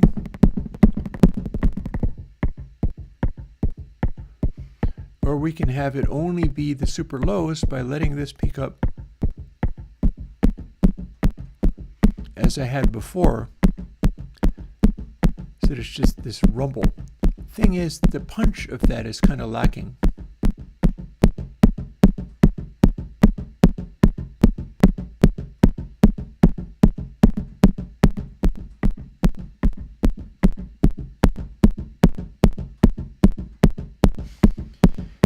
I want the bass to hit real fast rather than just shaking around afterwards.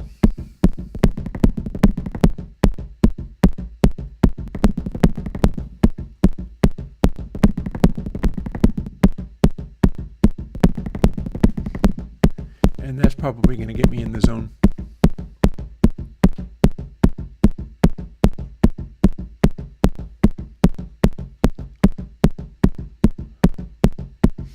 Also, notice what master is doing.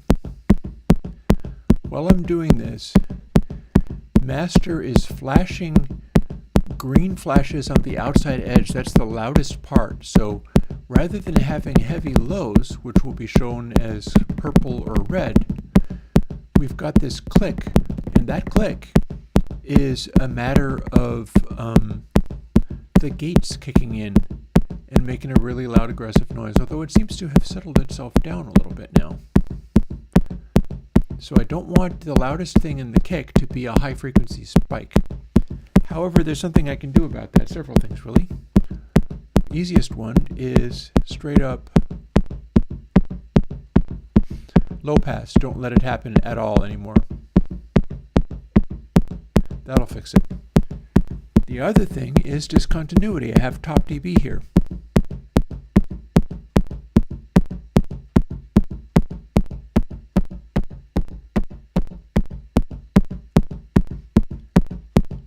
So I can use discontinuity to rein in that loud click.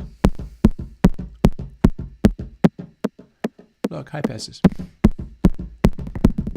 And then use low pass to change the color of it.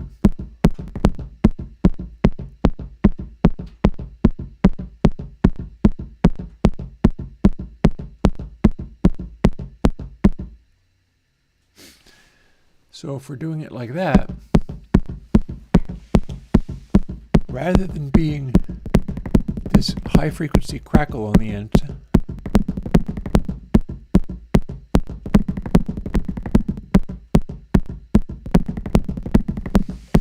we'll rein it in on the master bus just a little bit,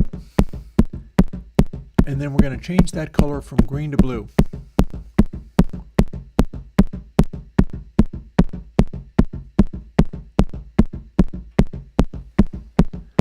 And let's see, loudinate a little bit more again.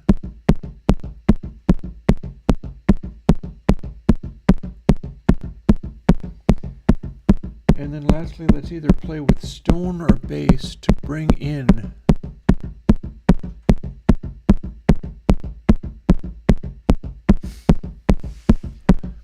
as I want to see purples and reds covering more of this area, and that probably means turn up the resonance on the bass, not the bass reso, but just the volume of it, and find an appropriate frequency. Because if we do that,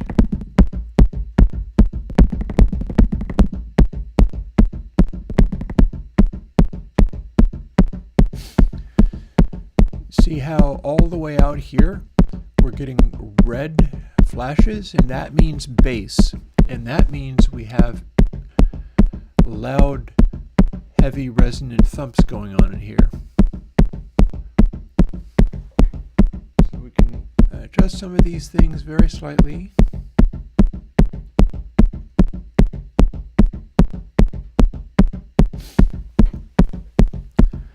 And then bring in the rest of the mix.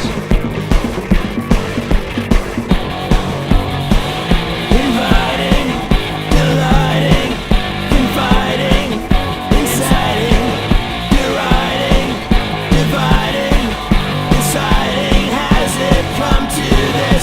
Inviting, delighting, confiding, inciting, deriding, dividing, inciting. Has it come to this?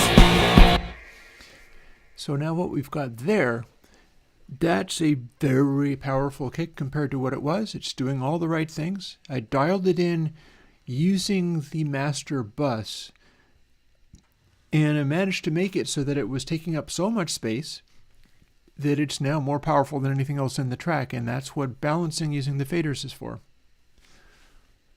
So now we've got a thing going on where we can, again, watching master, seeing what it has to say here. Inviting, We've got our various delighting,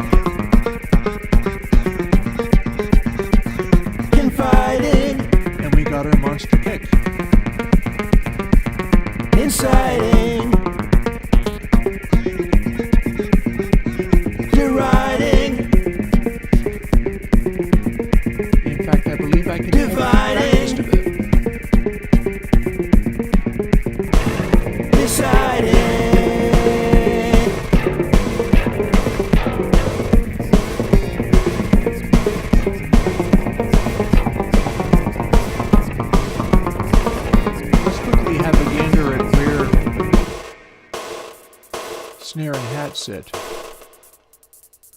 So we can kind of get away with that.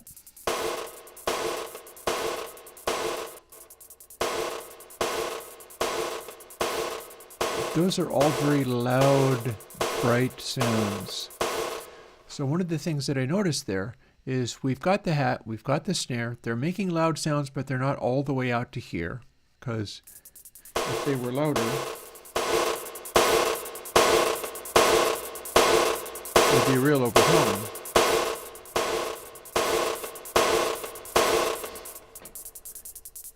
I do wonder whether I could get away with having those snares be a little beefier. Here's where they are. I seemingly have done nothing to the snare other than use stone to pump it up, so I bet I can adjust that. Selecting the snare track. On we go. And we can see on its little thing that, yeah, it's all about brightness. So, range all the way down means there's nothing but highs.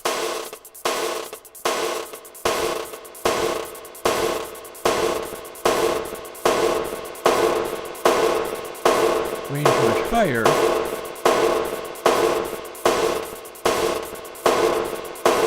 So we start to see a darker effect, or even the literal opposite.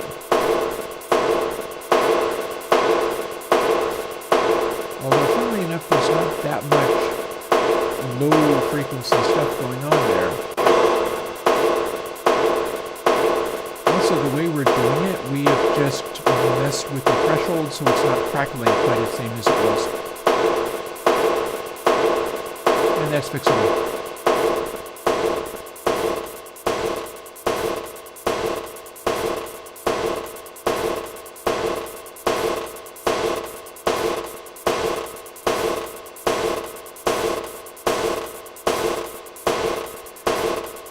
See, if I turn air down, the green on the meter is not going as high in the master bar.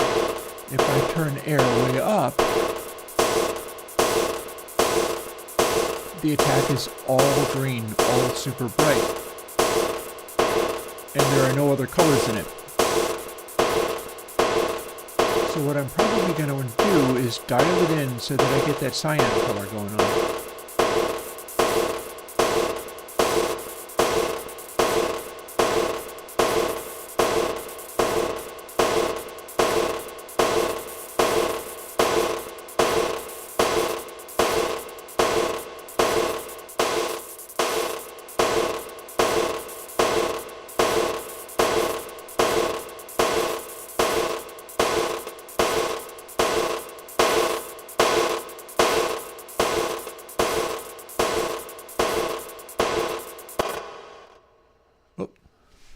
Well, that was neat.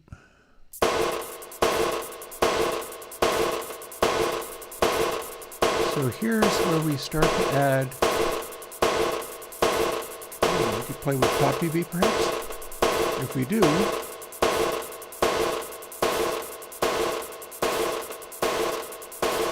it doesn't seem to do all that much. Interesting. Low pass. Well, we can do this with low pass, but we don't necessarily want to. And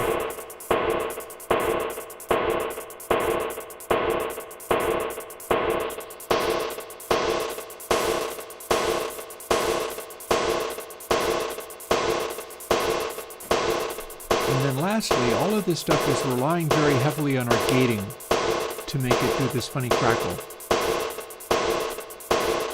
So if we want to work around the gating and bring out some of that reverb, we could do it using the parametric EQs. We're currently not doing anything. If we don't like that, we can put them right back.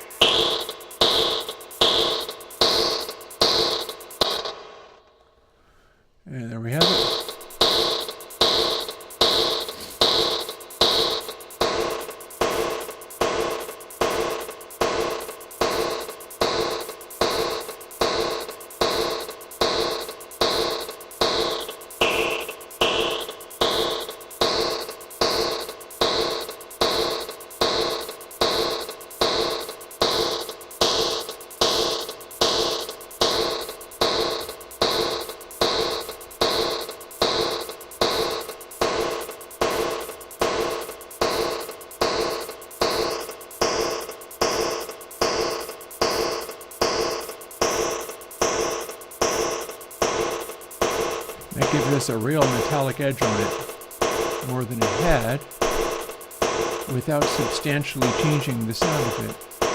So what I'm wondering is whether I can get more weight in here. And I suppose we can play with the bass. Let's play with the bass.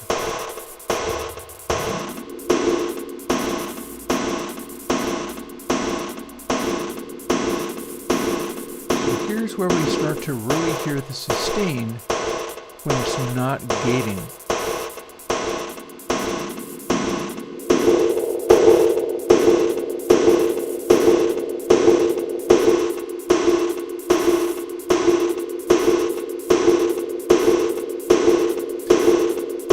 Set it up to emphasize that sustain. Oh, let's get it going again.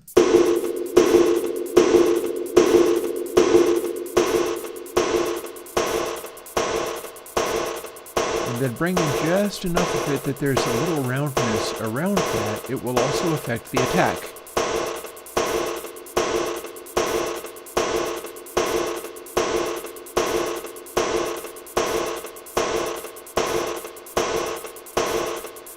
Take it back away again until we can barely hear it.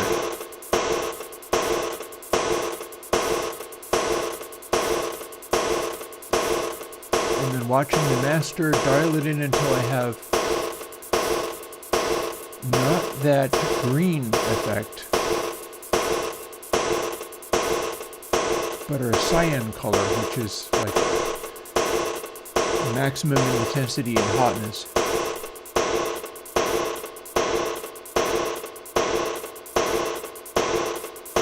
Ooh, interesting. See what it's doing? We have like a lilac tinge on the loudest, most outside section because our lows are able to hit, but so is that cyan, which is the blue and the white combined. And we're also listening to the hi-hat all at the same time. And the hi-hat ain't nothing but brightness. Here it is. It's made entirely out of air. Ain't nothing there but air.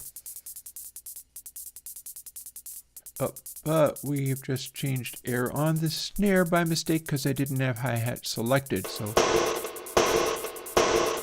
let's go fix that. There we go. See, the color of the loudest attack is always a little different.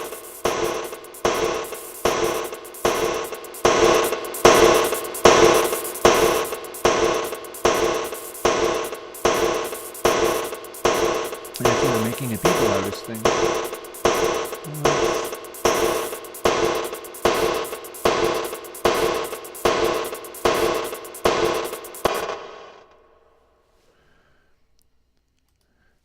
We're bringing a little tightly controlled resonance into that reverb while allowing it to still clatter. Also, I think I have it on 140 a lot. If we have that selected, here's another thing that's happening. Without it, we have this. Yeah, without it is better, I think.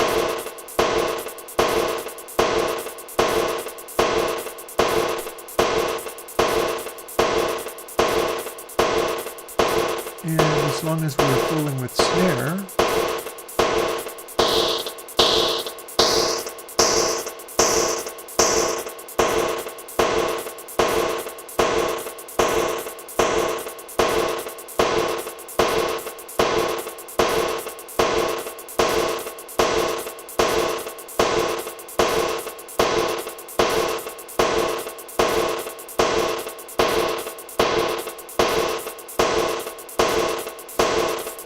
subtracting treble. Probably not as much of this, but subtracting treble means that I can play between the high mid and the treble, and they'll be interfering with each other to some extent. And that's affecting the tone of the slight ambience around the intensely gated sound. And we're doing that instead of using 140.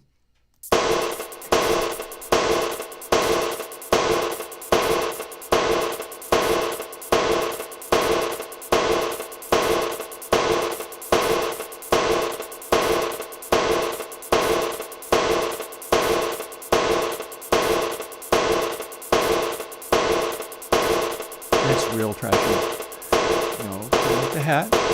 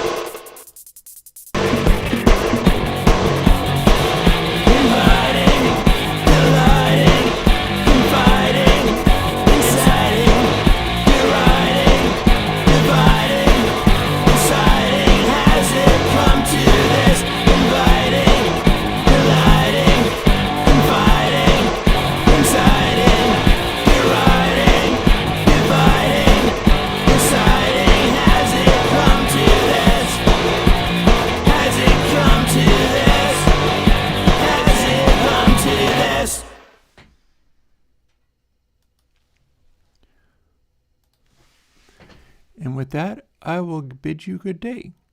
There's probably still a little fooling to do with it, but it's dinner time. And so I get to have my tacos. And thanks to Travis for hanging out with me while we got to here.